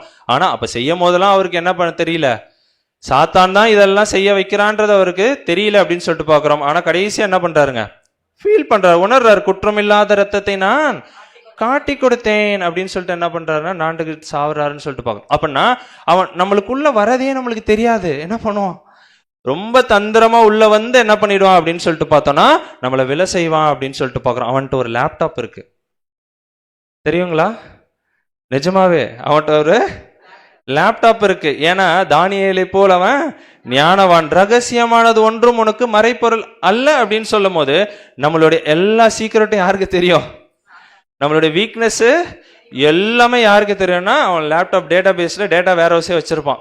கரெக்டுங்களா? எல்லாம் ஸ்டோர் பண்ணி வச்சிருப்பான். பிரதர் ஏ அப்படின்னு போட்டா என்ன ஆயிடும், அப்படியே லிஸ்ட் நம்மளோட வீக்னஸ் என்ன ஆகும், இவரா இவருக்கு இது இதெல்லாம், சிஸ்டர் ஏ அப்படின்னா இவங்களா, இவங்களுக்கு ஒரு ஃபோன் பண்ணா போதும் இவங்க என்ன பண்ணிடுவாங்க, புரியுதுங்களா? ஸோ அந்த மாதிரி என்ன பண்ணுவான்னா ஒருத்தருக்கும் ஒரு வீக்னஸ், பிளஸ் என்ன மைனஸ் என்ன அப்படின்றது எல்லாமே அவன் என்ன பண்ணியிருப்பான் அங்க தெரிஞ்சு வச்சிருப்பான். யாரை எங்க தட்டுனா எங்க விழுவாங்கன்னு அவனுக்கு கிளியரா நல்லா தெரியும் அப்படின்னு சொல்லிட்டு பார்க்குறோம். அதை வச்சுதான் அவன் என்ன பண்ணுவான்னா ஒருத்தரையும் கீழே அங்க தள்ளுவான் அப்படின்னு சொல்லிட்டு நம்ம பார்க்குறோம். ஓகேங்களா? ஸோ அப்படின்னா என்னென்னலாம் இப்போ பலவீனங்கள் இங்கே இருக்குது அப்படின்னு சொல்லிட்டு பார்த்தோம். இந்த ஒரு ஃபோட்டோலேயே எல்லாத்தையும் போட்டிருக்காங்க. கரெக்டுங்களா? மாம்சத்தின் இச்சை, கண்களின் இச்சை, ஜீவனத்தின் பெருமை, என்னென்னலாம் இருக்கோ அது எல்லாத்தையுமே என்ன பண்ணிட்டாங்க இங்கே போட்டிருக்கிறாங்க அப்படின்னு சொல்லிட்டு நம்ம பார்க்குறோம். சில பேர் என்ன சும்மா இருக்கலான்னு நினைப்பாங்க. சரி இதுக்குள்ளெல்லாம் போக வேணாம், என்ன பண்ணலாம், சும்மா இருக்கலாம். சும்மா இருந்தால் கூட சாத்தா என்ன பண்ணிடுவான், ஒரு பழமொழியே இருக்கு கரெக்டுங்களா இங்கிலீஷ்ல, idle mind is the devil's workshop. சும்மா இருந்தால் கூட என்ன பண்ணுவான், தேவையில்லாத யோசனைகள்லாம் நம்மளுடைய சிந்தனையில என்ன பண்ணுவோம்னா அங்க எடுத்துட்டு வரும். அப்படின்னா என்னதான் பண்றது, வேதம் படிக்கலாம், சப்ஜெக்ட்ஸ் கேட்கலாம், என்ன பண்ணலாங்க, இன்னும் நிறைய ஆராய்ச்சி பண்ணலாம். ஒரு 1.5 மணி நேரம் கிளாஸ் எடுத்தாரு, இது கரெக்டான என்ன பண்ணலாம், ரிசர்ச் பண்ணலாம். அப்படின்னா அந்த ஸ்பிரிச்சுவலா நம்ம ஆவிக்குரிய விஷயங்களையே நம்ம யோசிச்சுட்டு இருந்தோம்னா சாத்தான் என்ன பண்ண மாட்டான், டிஸ்டர்ப் பண்ண மாட்டான், நம்மள கீழே தள்ள மாட்டான் அப்படின்னு சொல்லிட்டு. இல்லைன்னா என்ன ஆகும், ரொம்ப ஈஸியா நம்ம, ஏன்னா அவன் டேட்டா பேஸை எடுப்பான், அழகா போட்டு நம்மள என்ன பண்ணிடுவான்னா அங்க கீழே தேடும். ஒன்றும் இல்லை, ஃபோன் இருக்கு, இதெல்லாம் நம்ம ஸ்பிரிச்சுவலா பண்ணல அப்படின்னா ஃபேஸ்புக் கரெக்டுங்களா, யூடியூபு வரிசையாக்கு ஃபர்ஸ்ட் எப்படி தான் உள்ள போவோம், நியூஸ் கரெக்டுங்களா, நியூஸ் பார்க்குறோன்னு சிஸ்டர்ஸ்க்கு ஒன்று வச்சிருக்கான், என்னங்க குக்கிங், குக்கிங்க்கு தான் உள்ள போவோம். அப்புறம் என்ன ஆகும், அது என்னென்னமோ ஆகும். பிரதர் புரியுதுங்களா? அப்ப யார் யாருக்கு எப்படி கீழே தட்டணும்னு அவனுக்கு நல்லாவே தெரியும் அப்படின்னு சொல்ல. அன்னெசரியா தேவையில்லாத விஷயங்கள் பார்க்கறது, டைம் வேஸ்ட் பண்றது, தீமை பேசுறது, கரெக்டுங்களா? சும்மா ஒரு போன் வச்சா என்ன பண்ணுவோம், யார் யாரையோ பத்தி தேவை, நம்மளுக்கு அதுக்கு சம்பந்தமே இருக்காது, ஆனா நம்ம எதோ பேசிக்கிட்டே இருப்போம், கரெக்டுங்களா? ஸோ அப்படின்னா அவனுக்கு அழகா தெரியும் யார் யாரை எப்படி கீழே தள்ளணும் அப்படின்னு சொல்லிட்டு என்ன பண்ணுவான்னா அவன் நம்மளை தள்ள வைப்பான். ஆக்சுவலா ஏவாள்கிட்ட வரும்போது கூட ஏவாள் ரொம்ப ஸ்ட்ராங்கா இருந்திருந்தா என்ன பண்ணிருக்க மாட்டாங்க, விழுந்திருக்க மாட்டாங்க. அப்பாலே இப்போ சாத்தான்னு சொல்லிருக்கலாம், இல்ல வேற ஏதாவது சொல்லியாவது அமைச்சிருக்கலாம், தெளிவா இருந்திருக்கலாம். ஆனா அவங்க என்ன பண்ணிட்டாங்க, அந்த ஒரு சில விஷயங்கள்லாம் அந்த மகிமையெல்லாம் பார்த்து விழுந்துட்டாங்க அப்படின்னு சொல்லிட்டு. அப்படிதான் இப்ப கிறிஸ்தவ மண்டலத்திலுமே என்ன ஆயிட்டு இருக்குதுங்க, அங்க நடந்துட்டு இருக்கு. அவன் ஃபர்ஸ்ட் டார்கெட் பண்றது யார தெரியுமா கிறிஸ்தவ மண்டலத்துல, போதகர்கள். அவங்கள தள்ளனா போதும் மீதி எல்லாரும் என்ன ஆயிடுவாங்க, கீழே விழுந்துருவாங்க. படிக்கலாம் பாருங்க, ஏசாயா 5:20. தீமையை நன்மை என்றும் நன்மையை தீமை என்றும் சொல்லி இருளை வெளிச்சமும் வெளிச்சத்தை இருளுமாக பாவித்து கசப்பை தித்திப்பும் தித்திப்பை கசப்பும் என்று சாதிக்கிறவர்களுக்கு ஐயோ. அவன் அப்படிதான் காட்டுவான், தீமையை நன்மை என்றும் நன்மையை தீமை என்றும், இருளை வெளிச்சனும் வெளிச்சத்தை இருளனும், கசப்பை தித்திப்பனும் தித்திப்பு என்ன பண்ணுவான், எல்லாமே மாத்தி மாத்தி மாத்தி மாத்தி சொல்லுவான். ஃபர்ஸ்ட் ஒரு எக்ஸாம்பிளே பார்த்தோம்னா, தேவன் வந்து இந்த பழத்தை சாப்பிட்டா நீ என்ன ஆயிடுவ, இறந்துருவ அப்படின்னாரு. ஆனா இவன் என்ன சொன்னான், நீ அப்படின்னா வெளிச்சத்தை இருளணும், கசப்ப தித்தி மாத்தி மாத்தி அவன் என்ன பண்றான், திருத்துவம் 1+1+1 குழந்தைய ஃபர்ஸ்ட் ஸ்டாண்டர்ட் குழந்தைய கேட்டா அது 3ன்னு அழகா சொல்லும். ஆனா நம்ம இவ்வளவு வளர்ந்துட்டோம், கிறிஸ்தவ மடத்துல 1+1+1 கேட்டா என்னன்னு சொல்லுவாங்க, 1. அப்ப நம்மளை எப்படி வச்சிருக்கிறோம் பாத்துக்கோங்க, நம்மள இல்ல, சாரி கிறிஸ்தவ மண்டலத்தை, புரியுதுங்களா? சோ அப்படின்னா இன்னொரு வசனம் கூட வாசிக்கலாம் பாருங்க, 2 கொரிந்தியர் 4ஆம் அதிகாரம் 4ஆம் வசனம். தேவனுடைய சாயலாய் இருக்கிற கிறிஸ்துவின் மகிமையான சுவிசேஷத்தின் ஒளி அவிசுவாசிகளாகிய அவர்களுக்கு பிரகாசமாய் இராதபடிக்கு இப்பிரபஞ்சத்தின் தேவனானவன் அவர்களுடைய மனதை குருடாக்கினான். அப்ப தேவனுடைய சாயலாய் இருக்கிற கிறிஸ்துவின் மகிமையான சுவிசேஷத்தின் ஒளி சத்தியத்தை அவன் என்ன பண்ணிட்டான் அப்படின்னு சொல்லிட்டு பாக்குறோம்னா, அங்க குறிச்சு அதை ஒன்னும் இல்லாம அங்க ஆக்கிட்டு இருக்கிறான் அப்படின்னு சொல்லிட்டு பாக்குறோம். அதான் சொல்றான், அவிவிசுவாசிகளாகிய அவர்களுக்கு பிரகாசமா இராதபடிக்கு இப்பிரபஞ்சத்தின் தேவன் யாருங்க? சாத்தான் என்ன பண்ணிட்டானா, அவர்களுடைய மனதை குருடாக்கினான். 1+1+1 ஆமா 1. புரியுதுங்களா? அப்ப சத்தியமே தெரியாத அளவுக்கு அவங்கள ஒரு இருளுக்குள்ளாக அங்க என்ன பண்ணிருக்கிறானா, அங்க வச்சிருக்கிறான் அப்படின்னு அப்ப எல்லா விஷயத்தையும் மறைச்சு வச்சிரு. அவனை பத்தியா அவன் வெளியே சொல்லல அப்படின்னும் போது தேவனை பத்தி சொல்லிடுவானா? அப்படின்னா ஆத்மா அப்படின்னு சொன்னா என்ன சொல்லுவாங்க? ஆத்மா சாகுமா சாகாதா? நம்ம தான் சூப்பர் சிஸ்டர் சாகும். வசனம் இருக்கு, ஆனா அங்க என்ன பண்ணி வச்சிருக்க கிறிஸ்தவ மண்டலத்துல? நரகம்னா புரியுதுங்களா? அப்ப பாதாளம் சூப்பர் சிஸ்டர். சோ அப்படின்னா என்ன அப்படின்னு சொல்லிட்டு பார்த்தோம்னா, இந்த ஒரு சத்தியத்தையும் அவன் என்ன பண்ணிட்டாங்க, ஒட்டுமொத்தமா அங்க மறைச்சு வச்சிருக்கான். இன்னொரு வசனம் கூட வாசிக்கலாம், 2 கொரிந்தியர் 11ஆம் அதிகாரம் 13ஆம் வசனம். அப்படிப்பட்டவர்கள் கள்ள அப்போஸ்தலர்கள் கபடமுள்ள வேலையாட்கள் கிறிஸ்துவினுடைய அப்போஸ்தலரின் வேஷத்தை தரித்து கொண்டவர்களாக இருக்கிறார்கள். ஓகேங்களா? அப்படின்னா இந்த மாதிரி சொல்றவங்க சத்தியம் தெரியாம அவங்க இஷ்டத்துக்கு அவங்க ஏதாவது பேசிட்டு இருக்கிறாங்கன்னா, அவருக்கு இது என்ன பேர் கொடுக்கிறார் அப்படின்னா தேவன், அப்படிப்பட்டவர்கள் கள்ள அப்போஸ்தலர்கள் கபடமுள்ள வேலையாட்கள். அப்படின்னா வேலை செய்யறாங்க, தேவனுடைய வேலைன்னு சொல்லிட்டு செய்வாங்க, ஆனா இன்டென்ஷன்ஸ் எப்படி இருக்குங்க? நல்லாலாம் இருக்காது. அவங்க ஏதோ ஒரு நோக்கத்துக்காக என்ன பண்ணிட்டு இருப்பாங்க, அந்த ஒரு விஷயங்கள் அங்க செஞ்சுட்டு இருப்பாங்க. கிறிஸ்துவனுடைய வேஷத்தை தரித்து கொண்டவர்களாய் அங்க இருக்கிறாங்க அப்படின்னு சொல்லிட்டு நம்ம பார்க்கிறோம். ஓகேங்களா? இந்த வகுப்பாருக்கு அப்போஸ்தலனாகிய பவுல் ஒரு பேர் கொடுக்கிறாரு. என்ன பேருங்க? ஆமா, இன்னொரு ஒரு பேரும் கொடுக்கிறாரு. என்னங்க? ஆட்டுத்தோலை போத்தி கொண்டு இருக்கிற ஓநாய்கள். பார்க்கறதுக்கு எப்படிதான் இருப்பாங்க? ஆடு மாதிரி தான் இருப்பாங்க. ஆனா இன்னொரு ஆடோடைய ரத்தத்தை என்ன பண்ணிட்டு இருப்பாங்க? அவங்களுக்கே தெரியாது குடிக்கிறாங்கன்னு என்ன பண்ணிட்டு இருப்பாங்க, அவங்க இருந்துட்டு இருப்பாங்க அப்படின்னு சொல்லிட்டு பாக்குறோம். புரியுதுங்களா? அப்ப நம்ம ஆல்ரெடி பார்த்தோம், சாத்தான் எவ்வளவு மகிமை உள்ளவன், எவ்வளவு பரிபூர்ண அழகு உள்ளவன். எதிரில் நின்னா கூட நம்ம என்னன்னு பார்ப்போம், ஓ இது தேவன் போல அப்படின்னு நம்மளே ஏமாந்துரும். அந்த அளவுக்கு அவன் என்ன பண்ணுவானா, அந்த விஷயங்களை அங்க செய்வான் அப்படின்னு சொல்லிட்டு பாக்குறோம். அழகா இன்னொரு வசனம் இருக்கு பாருங்க, வாசிக்கலாம். 2 கொரிந்தியர் 11ஆம் அதிகாரம் 14ஆம் வசனம். அது ஆச்சரியம் அல்ல, சாத்தானும் ஒளியின் தூதனுடைய வேஷத்தை தரித்துக் கொள்வானே. ஓகேங்களா? அப்படின்னா என்ன பண்றான் அப்படின்னு சொல்லிட்டு பார்த்தோம்னா, அது ஆச்சரியம் அல்ல, சாத்தானும் ஒளியின், யார் ஒளி? ஏன்னா ஒளியின் தூதனுடைய வேஷத்தை தரித்துக் கொள்வானே. ஒளி யாரு? அவர் ஒளிதான், இல்லைன்னு சொல்ல, ஆனா இந்த வசனத்துல ஒளி யார்? ஏன்னா ஒளியின் தூதனுடைய வேஷத்தை யார் தரிச்சுக்கிறா?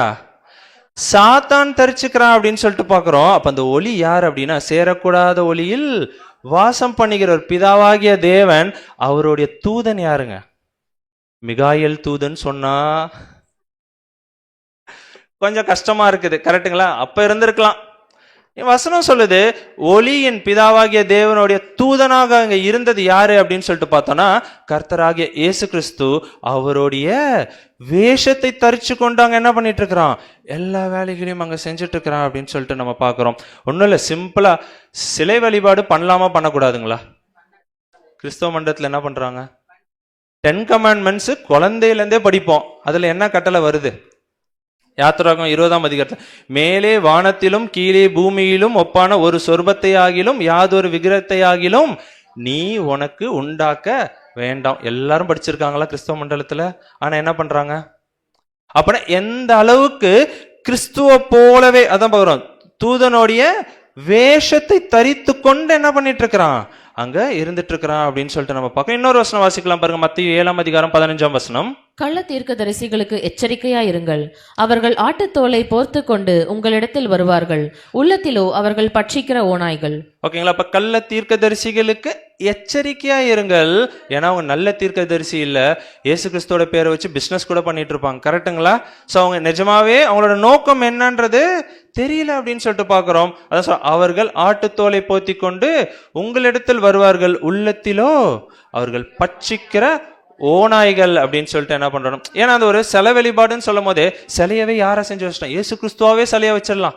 அப்ப எல்லாரும் என்ன பண்ணிடுவாங்க, இயேசு கிறிஸ்துவ வணங்குறதா என்ன நினைச்சுக்குவாங்க.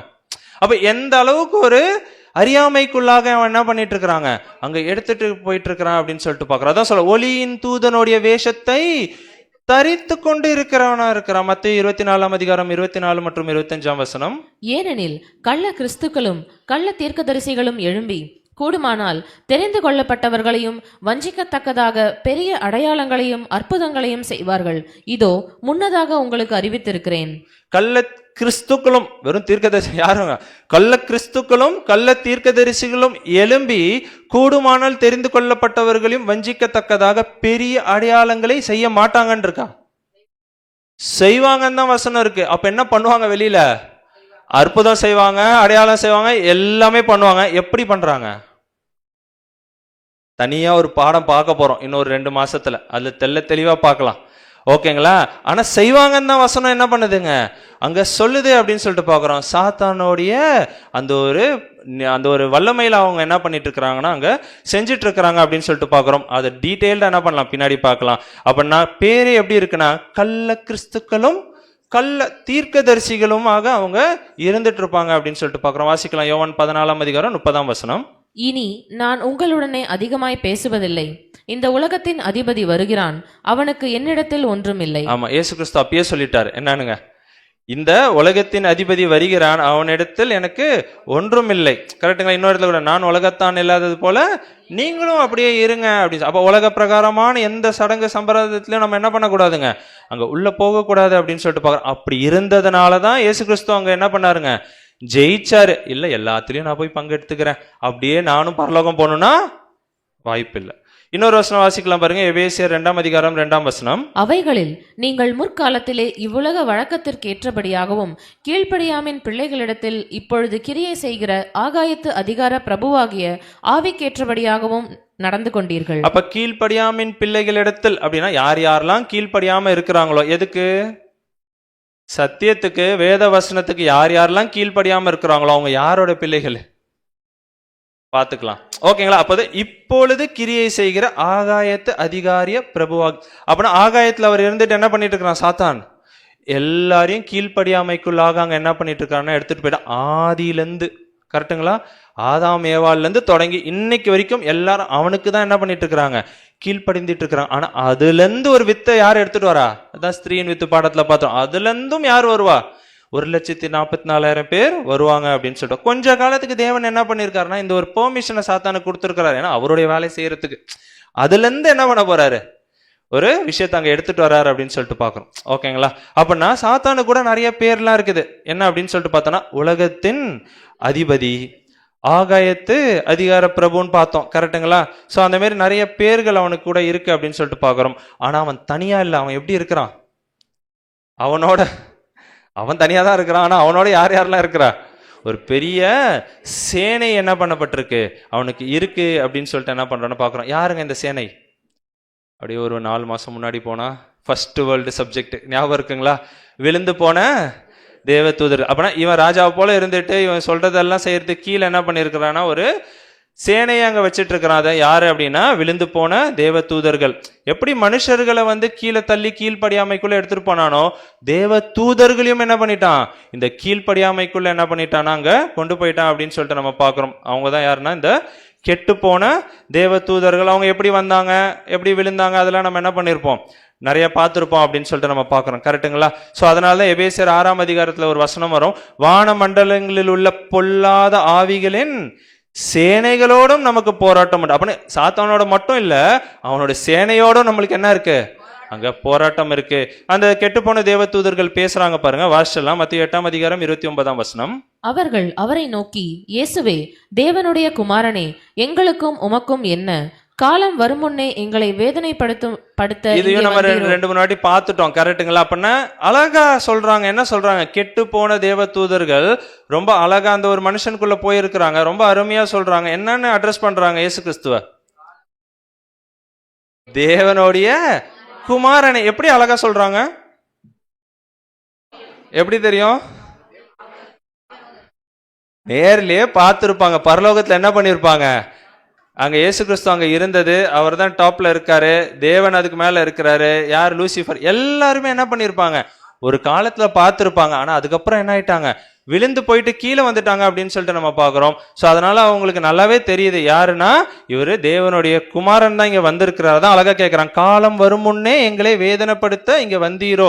அப்படின்னா எங்களுக்குன்னு ஒரு ஜட்ஜ்மெண்ட் என்ன பண்ணிருக்கீங்க நீங்க வச்சிருக்கிறீங்களா, அதுக்கு முன்னாடி எதுக்கு எங்களை வந்து டிஸ்டர்ப் பண்றீங்க அப்படின்றத அங்க என்ன பண்றாங்கன்னா அங்க கேட்கறாங்க அப்படின்னு சொல்லிட்டு கூட நம்ம பார்க்கிறோம். அப்படின்னா சாத்தான் அப்படின்னு சொல்லும்போது ரொம்ப ஞானவான், ரொம்ப தந்திரம் உள்ளவன், உலகத்தையும் அவன் என்ன பண்ணியிருக்கிறான் அப்படின்னு சொல்லிட்டு பார்த்தோம்னா அவனுடைய தந்திரத்தினால என்ன பண்ணியிருக்கிறான்னா அங்க அடக்கி ஆண்டு கொண்டு வருகிறான் அப்படின்னு சொல்லிட்டு நம்ம பார்க்கிறோம். இவனுக்கு ஒரு அழிவு இருக்கு அப்படின்றத கூட என்ன பண்றோம்னா அங்க பார்க்கிறோம். இவனை யார் அழிக்கிறா? ஒரு 4 ஆப்ஷன் கொடுக்குறேன், நீங்களே சொல்லிடுங்க. ஃபர்ஸ்ட் ஆப்ஷன் தேவன், அடுத்தது இயேசு கிறிஸ்து, மூன்றாவது சபை, நான்காவது உலகம். இது 4ல யார் அழிப்பா சாத்தான? ஒரு 4 வாரத்துக்கு முன்னாடி ஸ்திரீயின் வித்துன்னு ஒரு பாடம் என்ன பண்ணாங்க, நான் தான் எடுத்தேன். ஓகேங்களா? அப்படின்னா என்ன அப்படின்னு சொல்லிட்டு பார்த்தோம்னா அழகா நம்மளுக்கு வசனம் இருக்கு. என்னன்னா வாசிச்செல்லாம் பாருங்க, ரோமர் 16ஆம் அதிகாரம் 20ஆம் வசனம். சமாதானத்தின் தேவன் சீக்கிரமாய் சாத்தானை உங்கள் கால்களின் கீழே நசுக்கி போடுவார். நம்முடைய கர்த்தராகிய இயேசு கிறிஸ்துவினுடைய கிருபை உங்களுடனே கூட இருப்பதாக. ஆமீன். அப்ப சமாதானத்தின் தேவன் என்ன பண்றாரு, ரொம்ப சீக்கிரமா என்ன பண்றாருங்க, சாத்தானை உங்கள் கால்களின் கீழே நசுக்கி போடுவார். இதை அங்க பார்த்தோம், கரெக்டுங்களா? அவர் உன் தலையை நசுக்குவார், நீ அவர் குதிங்காலை நசுக்கு. அப்ப யார் யார் அதுல வரா? தலையாகி இயேசு கிறிஸ்துவும் சபையும் 1,44,000 பேரும் சேர்ந்து தான் என்ன பண்ண போறாங்கன்னா அங்க சாத்தான் அங்க அழிக்க போறாங்க அப்படின்றத கூட என்ன பண்ணோம்னா அங்க பார்த்தோம். ஓகேங்களா? சோ அப்பனா அவனுக்கு ஒரு அழிவு இருக்கு அப்படின்றது ரொம்ப கிளியரா ஆயிடுச்சு அப்படின்னு சொல்லிட்டு பாக்குறோம். அதனால அவனோட டார்கெட் இப்ப யார் மேல இருக்கும்?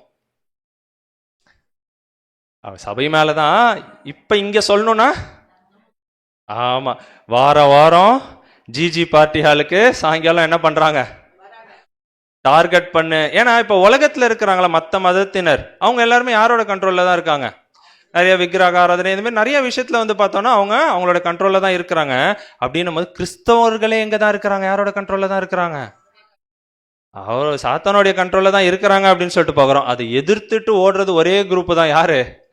நம்ம மட்டும்தான் அப்படின்னு சொல்லும் போது அப்ப கண்டிப்பா சாத்தான் யாரை ரொம்ப கான்சென்ட்ரேட் பண்ணுவான் அப்படின்னா நம்மளை தான் அங்க பண்ணுவான் அப்படின்னு சொல்லிட்டு பாக்குறோம். ஓகேங்களா? சோ நம்ம ரொம்ப ஜாக்கிரதை உள்ளவர்களாக அங்க ஓட வேண்டிய, ரொம்ப ஈஸி தான், ஒன்றும் கஷ்டம் இல்ல. சத்திய வசனத்துக்கு உட்பட்டு நம்மளுடைய வாழ்க்கை இருந்துச்சுன்னா போதும், அழகா அவனை ஜெயிச்சா. ஏன்னா இயேசு கிறிஸ்து அப்படித்தானே ஜெயிச்சாரு.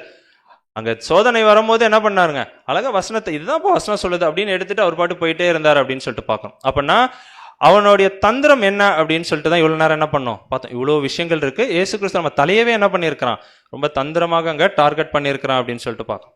கடைசியா ஒரு கேள்வி, அவனுடைய முடிவு என்ன? அவனுக்கு முடிவு இருக்குங்களா? கண்டிப்பா அங்க இருக்குது அப்படின்னு சொல்லிட்டு பாக்குறோம். அப்படின்னா எப்ப அந்த ஒரு முடிவு வரும்? இப்ப யார் அழிப்பாங்கன்னு பார்த்தோம். கிறிஸ்துவும் இயேசு கிறிஸ்துவும் 1,44,000 பேரும் சேர்ந்து என்ன பண்றாங்கன்னா சாத்தானுக்கு ஒரு அழிவு எடுத்துட்டு வராங்க அப்படின்னு சொல்லிட்டு பாக்குறோம். எப்ப இந்த 1,44,000 முடியுதோ எது ஸ்டார்ட் ஆயிடும்? அவனுடைய அழிவு வந்துடும். அதுக்கப்புறம் எது ஸ்டார்ட் ஆயிடும்? 3rd world subject, 5th world empire, 1000 வருட அரசாட்சி என்ன ஆயிடுங்க அங்க ஸ்டார்ட் ஆயிடும் அப்படின்னு சொல்லிட்டு நம்ம பாக்குறோம். கரெக்டுங்களா? படிக்கலாம் பாருங்க வசனம், வெளிப்படுத்தின விசேஷம் 20ஆம் அதிகாரம் 1 வசனம். ஒரு தூதன் பாதாளத்தின் திருவுகோலையும் பெரிய சங்கிலியையும் தன் கையிலே பிடித்துக்கொண்டு வானத்திலிருந்து இறங்கி வர கண்டேன். ஓகேங்களா? அப்ப ஒரு தூதன் என்ன பண்றாருங்க, பாதாளத்தின் திருவுகோலையும் பெரிய சங்கிலியையும் தன் கையில் பிடித்து கொண்டு வானத்திலிருந்து என்ன பண்றாருங்க அங்க இறங்கி வராரு அப்படின்னு சொல்லிட்டு இது வெளிப்படுத்தின விசேஷம். வெளிப்படுத்தின விசேஷத்தை எப்படி படிக்கணும்னு நம்ம பார்த்திருக்கோம். எல்லாமே எப்படி இருக்குங்க, தீர்க்க தரிசன வசனங்கள் அப்படின்னு சொல்லிட்டு நம்ம பார்க்கிறோம். அதுக்குதான் நம்ம பேதுருல கூட நம்ம படிச்சோம், என்னங்க, வேதத்துள்ள எந்த தீர்க்க தரிசனமும் சுய தோற்றமான பொருளை உடையதா இராது என்று நீங்கள் முந்தி அறிந்திருக்கணும். அப்படியே எங்கேயாவது தீர்க்க தரிசன வசனங்கள் இருக்கு அப்படின்னா அது அப்படியே லிட்டரலா என்ன பண்ணிக்க கூடாது, அது அங்க எடுத்துக்க கூடாது அப்படின்னு சொல்லிட்டு நம்ம வெளிப்படுத்தின விசேஷம் ஃபுல்லாவே எப்படிதான் எழுதியிருக்கிறாரு, தீர்க்க தரிசன வசனங்களா தான் அங்க எழுதி. தேவனுடைய சித்தம் இருந்தா பின்னாடி கூட என்ன பண்ணலாங்க அதை குறிச்சு பார்க்கலாம். அப்படின்னா இங்க ஒரு தூதன் வர்றாரு. யாருங்க? கர்த்தராகி இயேசு கிறிஸ்து அவருடைய 2ஆம் வருகையில என்ன பண்றாருன்னா அங்க வராரு அப்படின்னு சொல்லிட்டு பார்க்கிறோம். வரும்போது என்ன எடுத்துட்டு வர்றாரு?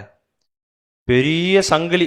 சாத்தான சங்கிலி போட்டு கட்ட முடியுமா? அதனால தான் பார்த்தோம் லிட்டரலா நம்ம என்ன பண்ணக்கூடாது, எடுத்துக்க கூடாது அப்படின்னு சொல்லிட்டு நம்ம பார்க்கிறோம். இப்போ என்ன சங்கிலி போட்டு கட்டிட்டாங்கன்னா இப்படியே நிக்கிறேன்ல, என்ன சங்கிலி போட்டு கட்டிட்டா என்னால என்ன பண்ண முடியாது, எந்த கிரியைகளும் என்னால என்ன பண்ண முடியாது, செய்ய முடியாது. அப்படிதான் சாத்தான் என்ன பண்ண போறாருன்னா, இயேசு கிறிஸ்து அவர் இரண்டாம் வருகையில வந்து சங்கிலியினால கட்டுறது எதை குறிக்குது அப்படின்னா, அவன் எந்த கிரியைகளும் செய்ய முடியாத அளவுக்கு அங்க என்ன பண்ண போறாருன்னா இயேசு கிறிஸ்து அங்க பண்ண போறாரு. அதிலே 2ஆம் வசனம் வாசிக்கலாம்.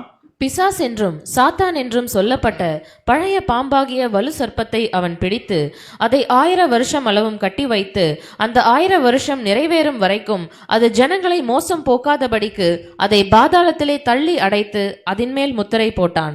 அப்ப இயேசு கிறிஸ்து வராரு, இரண்டாம் வருகையில வந்து என்ன பண்றாருன்னா, பிசாஸ் என்றும் சாத்தான் என்றும் சொல்லப்பட்ட பழைய பாம்பாகிய அந்த சாத்தான் என்ன பண்றாரு அப்படின்னா 1000 வருஷம் என்ன பண்ண போறாருங்க, அங்க கட்டி வைக்க போறாரு அப்படின்னு சொல்லி. அப்படின்னா கிரியைகள் செய்ய முடியாத அளவுக்கு அங்க சாத்தான் என்ன பண்ண போறாருன்னா அங்க செய்ய போறார். அது என்ன அதுனா சாத்தான் என்ன பண்ண முடியாது அப்படின்னா, அது ஜனங்களை மோசம் போக்காதபடிக்கு அதை பாதாளத்திலே தள்ளி அடைத்து. அப்படின்னா என்ன பண்ண ஒரு அழிக்கல, ஆனா என்ன ஒரு கண்ட்ரோலிங்ல என்ன பண்றாருன்னா அங்க வைக்கிறாரு அப்படின்னு சொல்லிட்டு நம்ம பாக்குறோம். சோ இது எல்லாமே இயேசு கிறிஸ்து இரண்டாம் வருகையில வந்து என்ன பண்ண போறாருன்னா அங்க செய்யறாரு அப்படின்னு சொல்லிட்டு பாக்குறோம். வாசிக்கலாம் பாருங்க, ஏசாயா 25ஆம் அதிகாரம் 7ஆம் வசனம். சகல ஜனங்கள் மேலும் உள்ள முக்காட்டையும் சகல ஜாதிகளையும் மூடியிருக்கிற மூடலையும் இந்த மலையிலே அகற்றி போடுவார். ஓகேங்களா? அப்ப அந்த ஒரு 1000 வருஷம் முழுவதும் சாத்தானை கட்டிட்டாரு, அவனோட கிரியைகள் அங்க இருக்காது அப்படின்னு சொல்லிட்டு பார்க்கும்போது அந்த ஒரு உலக ஜனங்கள் என்ன பண்றாங்கன்னா அந்த ஒரு முக்காட்டுல இருந்து வெளியே வராங்க. இது வரைக்கும் எப்படி இருந்துட்டு இருக்கிறாங்க, முக்காடு போட்டா என்ன ஆகாது, ஒண்ணுமே தெரியாது. கரெக்டுங்களா? அந்த மாதிரி தான் இப்போ உலக ஜனங்கள் இருந்துட்டு இருக்கிறாங்க அப்படின்னு சொல்லிட்டு பார்க்குறோம். அந்த முக்காட்டை என்ன பண்றாருங்க அங்க நீக்கிறாரு. சத்தியம் எல்லாருக்கும் அங்க போக ஆரம்பிக்கும். தேவன் யாரு, இயேசு கிறிஸ்து யாரு, பரிசுத்தாவினா என்ன, இந்த நிறைய விஷயங்கள் என்ன பண்ணிக்குவாங்க உலக ஜனங்கள் அங்க தெரிஞ்சுக்குவாங்க அப்படின்னு. சகல ஜாதிகளையும் மூடி இருக்கிற முக்காட்டை அவர் என்ன பண்ண போறாருன்னா அங்க எடுத்து போட போறாரு. அதான் நம்ம 3ஆம் உலகம் அப்படின்ற சப்ஜெக்ட்ஸ்ல எல்லாம் கூட என்ன பண்ணிருப்போம். இது எங்க நடக்குது அப்படின்னா இந்த மலையிலே அகற்றி போடுவார். மலை கூட எதை குறிக்குங்க, ஏசாயா 2ஆம் அதிகாரத்துல ராஜ்யத்தை அது என்ன பண்றது, 5ஆம் உலக பேரரசு சப்ஜெக்ட்ல கூட பார்த்திருப்போம். மலை எதை குறிக்குது அப்படின்னு சொல்லிட்டு பார்த்தோம்னா ராஜ்யத்தை. அப்படின்னா அவருடைய ராஜ்யத்துல இந்த விஷயங்கள் எல்லாம் அங்க நடக்கும் அப்படின்னு சொல்லிட்டு பார்க்கிறோம். வாசிக்கலாம் ஏசாயா 11ஆம் அதிகாரம் 9ஆம் வசனம். என் பரிசுத்த பர்வதமெங்கும் தீங்கு செய்வாரும் இல்லை, கேடு செய்வாரும் இல்லை. சமுத்திரம் ஜலத்தினால் நிறைந்திருக்கிறது போல் பூமி கர்த்தரை அறிகிற அறிவினால் நிறைந்திருக்கும். ஓகேங்களா? அப்ப என் பரிசுத்த பர்வதம், அவருடைய பரிசுத்தமான அந்த ஒரு ராஜ்யம். பர்வதம்னா நாங்க இப்பதான் பார்த்தோம் ராஜ்யம். அந்த ராஜ்யத்துல தீங்கு செய்வாரும் இல்லை. அப்ப யாருமே அங்க என்ன பண்ண மாட்டாங்க, கெடுதல் செய்யறவங்களே இருக்க மாட்டாங்க. ஏன் அங்க தீங்கு செய்வார்கள் இருக்க மாட்டாங்க? அவனுடைய கிரியைகள் இல்லாததுனால எல்லாரும் என்ன பண்ணுவாங்க, அங்க ஒழுங்கா இருந்துட்டு இருப்பாங்க அப்படின்னு சொல்லிட்டு பாக்குறோம். அதான் சொல்றாரு, கேடு செய்வாரும் இல்லை, சமுத்திரம் ஜலத்தினால் நிறைந்திருக்கிறது போல பூமி கர்த்தரை அறிகிற அறிவினால்.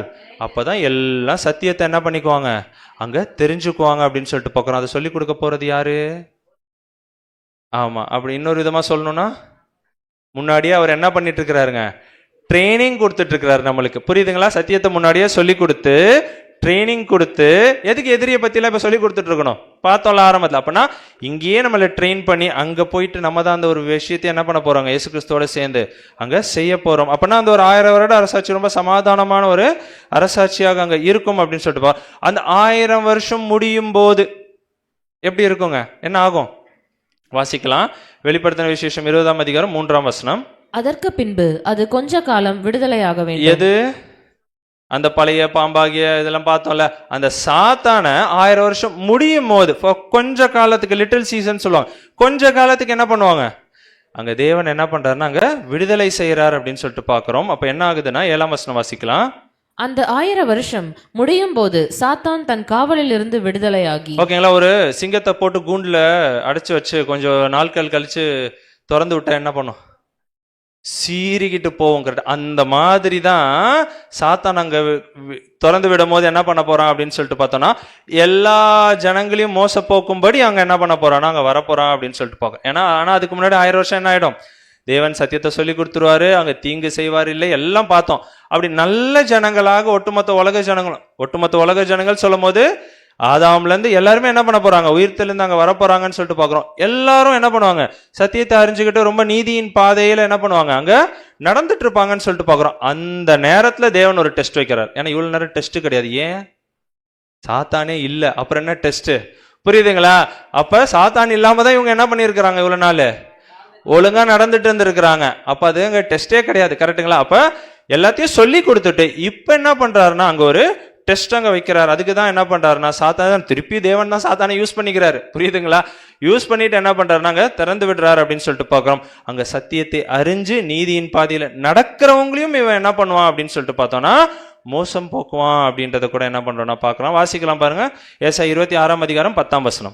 துன்மார்க்கனுக்கு தயை செய்தாலும் நீதியை கற்றுக்கொள்ளான். நீதியுள்ள தேசத்திலும் அவன் அநியாயம் செய்து கர்த்தருடைய மகத்துவத்தை கவனியாதே போகிறான். அப்ப துன்மார்க்கனுக்கு தயை நம்ம எல்லாம் உலக ஜனங்க எல்லாமே யார்தான்? துன்மார்க்கர் தான். அவங்களுக்கு என்ன பண்றாருங்க?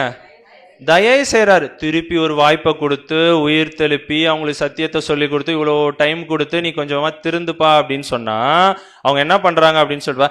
நீதி உள்ள தேசத்திலும் அங்க எப்படி இருக்கும்? நீதியா தான் எல்லாமே இருக்கும். அப்படி இருக்கிற தேசத்திலே அவன் அநியாயம் செய்து கர்த்தருடைய மகத்துவத்தை அந்த மாதிரி ஜனங்களும் என்ன பண்ணுவாங்க அங்க இருப்பாங்க. அதுக்கு காரணம் யார் அப்படின்னா சாத்தான் தான். அப்படின்னு ஏன்னா அவனை கழட்டி விட்டோன்னு என்ன ஆகுது அப்படின்னு சொல்லிட்டு பாக்குறோம்னா திருப்பி எல்லாரையும் அங்க மோசம் செய்யறான் அப்படின்னு சொல்லிட்டு பாக்குறோம். அதுலயே 11ஆம் வசனம் வாசிக்கலாம் பாருங்க. கர்த்தாவே, உமது கை ஓங்கி இருக்கிறது, அவர்கள் அதை காணாதிருக்கிறார்கள். ஆனாலும் உமது ஜனத்துக்காக நீர் கொண்ட வைராகியத்தை கண்டு வெட்கப்படுவார்கள். அக்கினி உம்முடைய சத்துருக்களை பட்சிக்கும். ஓகேங்களா? அப்படின்னா கர்த்தாவே உமது கை ஓங்கி இருக்கிறது. இயேசு கிறிஸ்து தான் அங்க ஓங்கி இருக்கிறார், ராஜ்யம் பாரம் பண்ணிட்டு இருக்கிறார் அப்படின்னு சொல்லிட்டு பாக்குறோம். அவர்கள் அதை காணாத இருக்கிறார். யாருடைய ராஜ்யத்துல இருக்கிறோன்னு கூட தெரியாத அளவுக்கு அவங்க என்ன பண்ணிடுறாங்க அங்க போயிடுறாங்க அப்படின்னு சொல்லிட்டு. ஏன்னா சாத்தானுடைய சத்தம் அங்க கேட்க ஆரம்பிக்குது அப்படின்னு சொல்லிட்டு பாக்குறோம். ஆனாலும் உமது ஜனத்திற்காக நீர் கொண்ட வைராக்கியத்தை கண்டு வெட்கப்படுவார்கள். அவங்க கடைசியா என்ன பண்ணுவாங்க? அந்த ஒரு வெட்கப்பட்ட அவங்களுக்கு ஒரு தண்டனைக்குள்ள என்ன பண்ண போறாங்கன்னா அங்க போக போறாங்க அப்படின்றது தான் என்ன பண்றாருன்னா சொல்ற. அக்னி உம்முடைய சத்துருக்களை பட்சிக்கும். யாருங்க இங்க சத்ரு? சாத்தானோ சத்ரு தான். யாரெல்லாம் சாத்தான் பின்னாடி போறாங்களோ அவங்களும் யாரு தான்? அவங்களுடைய சத்ரு, தேவனுக்கு சத்ருவா தான் அங்க இருப்பாங்க அப்படின்னு சொல்லிட்டு இது எல்லாமே அந்த ஒரு கொஞ்ச காலம் லிட்டில் சீசன்ல என்ன பண்ண போதுன்னா அங்க நடக்க போது அந்த ஒரு 1000 வருஷத்தோடைய முடிவு காலப்பகுதியில் அங்க நடக்கும் சொல்லிட்டு பாக்குறோம். அடுத்தது வாசிக்கலாம் பாருங்க. வெளிப்படுத்தின விசேஷம் அவங்களோட அழிவு எப்படி இருக்கும் அப்படின்னா வாசிக்கலாம். மேலும் அவர்களை மோசம் போக்கின பிசாசானவன் மிருகமும் கள்ள தீர்க்கதரிசியும் இருக்கிற இடமாகிய அக்கினியும் கந்தகமுமான கடலிலே தள்ளப்பட்டான். அவர்கள் இரவும் பகலும் சதா காலங்களிலும் வாதிக்கப்படுவார்கள். ஓகேங்களா? மேலும் அவர்கள் மோசம் போக்கின பிசாசானவன் அப்படின்னா சாத்தான் தான் என்ன பண்ணிருக்கான்? எல்லாரும் ஏமாத்திட்டு இருக்கிறான் அப்படின்னு சொல்லிட்டு பாக்குறோம். மிருகமும் கள்ள தீர்க்கதரிசிகளும் இருக்கிற இடமாகிய அக்னியும் கந்தகமுமான கடலிலே தள்ளப்படுவார்கள் அப்படின்னு சொல்லிட்டு பாக்குறோம். அவர்கள் இரவும் பகலும் சதா காலங்களிலும் வாதிக்கப்படுவார்கள். அது என்னவா இருக்கும்? நரகம்னு ஒரு பாடம் பார்த்தோம். கரெக்டுங்களா? அப்படின்னா என்ன அப்படின்னு சொல்லிட்டு பார்த்தோம் அப்படின்னா அது நரகம்லாம் கிடையாது. ஒரு நித்திய அழிவுக்குள்ளாக அங்க என்ன பண்றாங்க அப்படின்னு சொல்லிட்டு பார்த்தோம்னா அங்க போறாங்க. யாரு? சாத்தானும் அவன் பின்னாடி போற ஜனக்கூட்டத்தார் எல்லாருமே எங்க போயிடுவாங்க அப்படின்னு சொல்லிட்டு பார்த்தோம் அப்படின்னா ஒரு முழுமையான ஒரு அழிவுக்குள்ளாக அங்க போறாங்க. அதை வாதிக்கப்படுவார்கள் அப்படின்னு சொல்லும் போது அது ஒரு அக்னி கடல்ல போட்டு என்ன பண்றதெல்லாம் இல்லை. ஏன்னா அந்த கான்செப்டே இல்லைன்னு சொல்லிட்டு நம்ம நரகம் சப்ஜெக்ட்ல பார்த்துட்டோம். அப்படின்னா ஏன்னா இது வெளிப்படுத்தின விசேஷம் அடையாள பாஷையில எழுதப்பட்டிருக்கு அப்படின்னு சொல்லும் போது அது எதை குறிக்குது அப்படின்னு சொல்லிட்டு பார்க்கும்போது ஒரு அழிவு, ஒரு முற்றிலுமான ஒரு அழிவுக்குள்ளாக அந்த ஜனத்தாரும் சாத்தானும் போயிடுவாங்கன்னு சொல்லிட்டு பாக்குறோம். அதிலே வாசிக்கலாம் பாருங்க. 20ஆம் அதிகாரம் 14ஆம் வசனம். அப்பொழுது மரணமும் பாதாளமும் அக்கினி கடலிலே தள்ளப்பட்டன. அது 2ஆம் மரணம். ஆமா, இது 2ஆம் மரணம், நரகம் இல்ல. ஓகேங்களா? அப்படின்னா அதோட அவ்வளவுதான். ஏன்னா ஃபர்ஸ்ட் அவங்க தப்பு பண்ணாங்க. அதுக்கும் யார் தான் காரணம்? சாத்தான் தான் காரணம் விழுதுறதுக்கு. இவங்க ஒழுங்கா தான் இருந்தாங்க, ஆதாம் எல்லாருமே பெர்ஃபெக்டா தான் இருந்தாங்க. ஆனா அவங்க வீழ்கைக்கு யார் காரணம்னா சாத்தான்னு சொல்லிட்டு பாக்குறோம். ஆனா இயேசு கிறிஸ்து என்ன பண்ணாருங்க? ரொம்ப கிருபை காட்டினாரு. வந்து அவருடைய ஜீவனையே கொடுத்து அதுக்கப்புறம் மீட்டெடுத்து உயிர் தெளிப்பி என்ன பண்றாருங்க? இன்னொரு வாய்ப்புமே அங்க என்ன பண்றாருன்னா அங்க கொடுக்குறாரு அப்படின்னு சொல்லிட்டு நம்ம பாக்குறோம். ஓகேங்களா? அப்படி கொடுக்கும் போதும் திருப்பி அதுக்கப்புறம் சத்தியத்தை சொல்லி கொடுக்குறாரு. 1000 வருஷம் டைம் கொடுக்குறாரு. இவ்வளவும் பண்ணிட்டு திருப்பி நான் அதே போலதான் இருப்பேன் அப்படின்னு சொல்லிட்டு இருந்தா அவங்களை என்னதான் பண்றது? ஒன்றும் பண்ண முடியாது. கரெக்டுங்களா? ஸோ அதனால தான் அவங்க என்ன பண்றாங்க அப்படின்னு சொல்லிட்டு பார்த்தோம்னா அந்த ஒரு நித்திய மரணத்துக்குள்ளாக 2ஆம் மரணம். ஏன்னா முதல் மரணம் யார் மூலியமாக வந்தது? சாத்தான் மூலியமாக. பாவத்தின் சம்பளம் மரணம் சொல்லிட்டு பார்க்குறோம். இப்போ 2ஆம் மரணம் இங்கே போட்டிருக்குல்ல, இதுதான் என்னன்னா ஒரு நித்தியமான ஒரு அழிவு, இல்லை நித்திய மரணம். அதுக்கப்புறம்லாம் யாரும் என்ன பண்ண முடியாது. திருப்பி இயேசு கிறிஸ்து வந்து உயிரை கொடுத்து இவங்களை மீட்டெடுத்து வாய்ப்பே கிடையாது. கரெக்டுங்களா? அப்படின்னா அவங்களோட அந்த ஒரு கதை என்ன ஆயிடுச்சு, அதோட க்ளோஸ் ஆயிடும் அப்படின்னு சொல்லிட்டு நம்ம பார்க்குறோம். புரியுதுங்களா? ஸோ அப்போ அதே ஒரு நீதி உள்ள தேசத்துல உண்மையான ஜனங்கள் எப்படி இருப்பாங்க, தேவனுக்கு கீழ்ப்பட்டு சத்தியத்துக்கு பிரியமாக அங்க என்ன பண்ணுவாங்க, ஜீவனை கொடுக்கறவங்களும் இருப்பாங்க அப்படின்னு சொல்லிட்டு பாக்குறோம்ல. அவங்களுக்கு தேவன் என்ன கொடுப்பாருங்க, இங்க நித்திய மரணம், கீழ்ப்படிஞ்சு நடந்தா நித்திய ஜீவன் அங்க என்ன பண்ணுவாருன்னா அங்க கொடுப்பாரு அப்படின்னு சொல்லிட்டு அதுதான் சதா காலங்களுக்கும் எப்படி இருக்குங்க அந்த நித்திய ஜீவன். ஏதேன் தோட்டத்துல எப்படி இருந்தது, பாவம் செய்யாமே ஆதாம் இருந்திருந்தா எப்படி இருந்திருக்கும் இன்னைக்கு வரைக்கும். ஸோ அந்த மாதிரி ஒரு கண்டிஷனுக்குள்ளாக ஒட்டுமொத்த உலகத்தாரும் என்ன பண்ணுவாங்கன்னா அதுக்கப்புறம் அங்கே போவாங்க அப்படின்னு சொல்லிட்டு என்ன பண்ணுறோன்னா அங்கே பார்க்குறோம். ஸோ இதோட என்ன ஆயிடுது அப்படின்னா சாத்தானுக்கு என்ன ஆயிடுதுங்க, ஒரு முடிவு அங்கே வந்துடுது அப்படின்னு சொல்லிட்டு பார்க்குறோம். அப்போ இதுதான் என்ன அப்படின்னா எதிராளி ஆகிய சாத்தான், பிசாசானவன் அப்படின்னு சொல்லிட்டு பார்க்குறோம். அப்படின்னா சாத்தான் எப்படி இருந்தான், ஒரு கேருபாக ரொம்ப ஒரு மிகப்பெரிய ஒரு படைப்பாக அங்கே தேவன் அங்கே என்ன பண்ணியிருந்தாங்க, படைச்சு வச்சிருந்தாரு சொல்லிட்டு பார்க்குறோம். ஞானத்தால் நிறைந்தவன், ரொம்ப அழகுள்ளவன், இயேசு கிறிஸ்து தான் அவரை படைச்சாருன்னு சொல்லிட்டு நம்ம பார்க்குறோம். மனுக்குலத்தை பார்த்துக்கிறதுக்காக அனுப்பும் போது இவனுக்குள்ள என்ன ஆயிடுச்சுங்க, ஒரு மேட்டிமையான அந்த ஒரு சிந்தை அவனுக்குள்ள வர ஆரம்பிக்குது அப்படின்னு சொல்லிட்டு பார்க்கும். நான் வானத்துக்கு ஏறுவேன், சிங்காசனத்துக்கு மேலாக உயர்த்துவேன். ஸோ இந்த மாதிரிலாம் அந்த ஒரு மேட்டிமைக்குள்ளாக போனதுனால தேவன் என்ன பண்ணிட்டார் அப்படின்னு சொல்லிட்டு பார்த்தோன்னா கீழே தள்ளி விட்டுட்டார் அப்படின்னு சொல்லிட்டு பார்க்குறோம். ஸோ இங்கே இருந்துட்டு இந்த ஒரு உலகத்தையே என்ன பண்ணிட்டு இருக்கிறான், அங்கே ஆண்டு கொண்டு இருக்கிறான் அப்படின்னு சொல்லிட்டு ஃபுல் கண்ட்ரோல், அவனுடைய தந்திரத்தினால என்ன பண்ணிட்டு இருக்கிறான்னா அங்கே ஃபுல் கண்ட்ரோலில் வச்சுட்டு இருக்கிறான். ஆனால் அதுக்குள்ள இருந்தும் தேவன் இப்போ என்ன பண்ண போறாரு, ஒரு அருமையான சகோதர சகோதரிகள் அவர் என்ன பண்ண போறாருன்னா அங்க எடுத்துக்கொள்ள போறார் அப்படின்றத கூட என்ன பண்றோம்னா அங்க பாக்குறோம். இது கொஞ்ச காலத்துக்கு தேவன் அங்க அனுமதிக்கிறார், அவ்வளவுதான். அந்த ஒரு செலெக்ஷன் முடிஞ்சிருச்சு அப்படின்னா இது எல்லாமே என்ன ஆயிடும்னா டக்கு டக்குன்னு அங்க நடந்துரும். அப்படின்னா எதுக்காக இந்த மாதிரி ஒரு டெஸ்ட் வைக்கணும் தேவன் நம்மளுக்கு? ஆமா, நம்ம இப்போ ஒழுங்கா இருக்கோமா இல்லையான்னு சும்மா இருக்கும்போது நம்மளுக்கு என்ன ஆகாதுங்க, நம்மளுடைய ஒரிஜினல் கேரக்டர் வெளியே வராது. ஏதாவது கொஞ்சம் கொடுத்தா என்ன ஆயிடும். யோபு கூட நம்ம கேட்டிருப்போம், கரெக்டுங்களா? யோபு எப்படி இருந்தாரு, சன்மார்க்கர், உத்தமன் அப்படிலாம் படிச்சிருப்போம். ஆனா அந்த சில சோதனைகள் வரும்போது அவருமே என்ன பண்ணாருங்க, கடைசியா கொஞ்சம் பேச ஆரம்பிக்கிறார் அப்படின்னு சொல்லிட்டு நம்ம பார்க்குறோம், கரெக்டுங்களா? ஸோ அப்போனா அந்த ஒரு கேரக்டர் டெவலப்மெண்ட்டுக்காக அங்கே தேவன் நம்மளுக்குள்ள என்ன பண்றாருன்னா சாத்தானை வச்சு நம்மளுக்குள்ள என்ன பண்ணிட்டு இருக்கிறாரு, நிறைய சோதனைகளை நம்மளுக்கு அங்கே கொடுத்துட்டு இருக்கிறாரு அப்படின்னு சொல்லிட்டு நம்ம பார்க்குறோம். அப்படின்னா நம்ம ராஜாக்களை ஆகணும் அப்படின்னா ஃபர்ஸ்ட் நம்மளுடைய எதிரியை குறித்து என்ன பண்ணியிருக்கணும், நல்லா தெரிஞ்சு வச்சிருக்கணும். அவனை எப்படி ஜெயிக்கணும்ன்றத நம்ம அழகா தெரிஞ்சு வச்சிருக்கணும். அதான் வருஷத்தோட தொடக்கத்துல என்ன பண்ணிட்டாரு, நம்மளுக்கு அங்க கொடுத்துட்டாரு அப்படின்னு சொல்லிட்டு பார்க்குறோம். நாளைக்கு ரொம்ப கோவம் வருது, என்ன பண்ணுவோம், நல்ல கோவம் வருது, என்ன பண்ணுவோம், அடிச்சிடும். அப்படின்னா எல்லா விஷயங்களையுமே சாத்தான் நம்மளுக்கு கொடுக்குறான் அப்படின்னா தேவனை அனுமதிக்கிறார். தேவனை அனுமதிக்காம என்ன நடக்காது, நம்மளுக்கு எந்த பிரச்சனையுமே அங்க வராது அப்படின்னு சொல்லிட்டு. அப்ப தேவன் அனுமதிக்கிறார்னா நம்மளுடைய நன்மைக்காக தான் அங்க என்ன பண்ணுவாருங்க, அங்க அனுமதிப்பாரு அப்படின்னு சொல்லிட்டு நம்ம பார்க்கறோம். அப்படின்னா எந்த விஷயங்கள் நடந்தாலுமே அது தேவனுடைய அனுமதின்னு சொல்லிட்டு நம்ம மைண்ட்ல ஃபிக்ஸ் பண்ணிட்டோம் அப்படின்னா நம்ம என்ன பண்ணலாம், ரொம்ப அழகா இந்த ஒரு ஓட்டத்தை என்ன பண்ணலாம்னா அங்க ஓடி முடிக்கலாம்னு சொல்லிட்டு பார்க்குறோம். நம்மளுக்கு ஒரு எதிரி தான், ஆனா நம்மளுக்கு கூட 2 பேர் இருக்காங்க. யாருங்க, கரெக்ட், தேவன் இருக்கிறார், இயேசு கிறிஸ்து இருக்காரு. ஸோ 2 பேர் இருக்கும்போது நம்ம என்ன பண்ண தேவையில்ல, எதிரிக்கலாம் சாத்தானுக்கெல்லாம் நம்ம என்ன பண்ண தேவையில்லைன்னா அங்கே பயப்பட தேவையில்லை அப்படின்னு சொல்லிட்டு பார்க்குறோம். ஸோ நல்லபடியாக இந்த ஒரு ஓட்டத்தை நம்ம எல்லாருமே ஓடி தேவனோடைய அந்த ஒரு ராஜ்யத்தில் பங்கேற்க கூட தேவன் தாமே நம்ம ஒருவரையும் ஆசீர்வதித்து வழி நடத்துவாராக. ஆமென். அடுத்த வாரம் என்ன ஒரு சப்ஜெக்ட்டுங்க, ஆமாம், ரொம்ப ரொம்ப முக்கியமான ஒரு பாடம் என்ன அப்படின்னா பாவ நிவாரண பலி. எல்லா வாரமுமே முக்கியமான பாடம் தான், இதுவும் அதே போல என்ன அப்படின்னா ரொம்ப ஒரு முக்கியமான பாடம், பாவ நிவாரண பலியின் நாள். அடுத்த வாரம் அதே 6 மணிக்கு என்னன்னா இந்த ஒரு பாடம் தேவனுடைய சித்தம் இருந்தால் இதே இடத்துல என்ன ஆகும்னா அங்க நடக்கும் அப்படின்றத பார்க்கிறோம். அதுக்கு அடுத்த வாரத்துக்கு அடுத்த வாரம் என்ன டேட்டு, 11, இன்னைக்கு 4, 11 அடுத்த வாரம் இந்த சப்ஜெக்ட். அப்புறம் ஒரு 7 நாள் கழிச்சு 18, அப்போ இன்னொரு சப்ஜெக்ட் பார்க்க போறோம். அங்கிருந்து ஒரு 7 நாள் போச்சுன்னா இன்னொரு சப்ஜெக்ட். கரெக்ட், டேட் கேட்டேன், 25, கரெக்டுங்களா?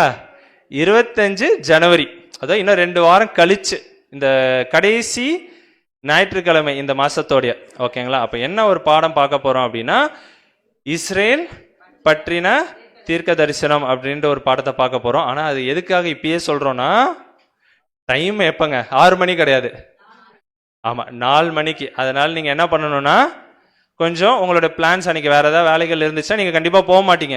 ஏன்னா ஸ்திரீன் வித்தா மாதிரிலாம் நம்ம எல்லாருமே முடிவு பண்ணிட்டோம். அதனால டைம் மட்டும் கொஞ்சம் 2 hours பிஃபோர் வந்துட்டோம் அப்படின்னா 4 மணிக்கு என்ன பண்ணிடலாம், டைமுக்கு நம்ம எல்லாருமே வந்துட்டா டைமுக்கு ஆரம்பித்து டைமுக்கு கூட அங்கே முடிச்சிடலான்னு சொல்லிட்டு நம்ம பார்க்குறோம். ஸோ 2-3 பாட்டு இருக்கும், நடுவில் ஒரு சின்ன சின்ன பிரேக் இருக்கும் என்பதை கூட தெரிவித்துக் கொள்கிறோம். தேவனுடைய சித்தத்தின்படி எல்லாம் நடக்கும் என்பதை கூட அறிவித்துக்கொண்டு இந்த ஒரு பாடத்தை கூட நம்ம என்ன பண்ணலாம்னா முடிக்கலாம். தேங்க்யூ.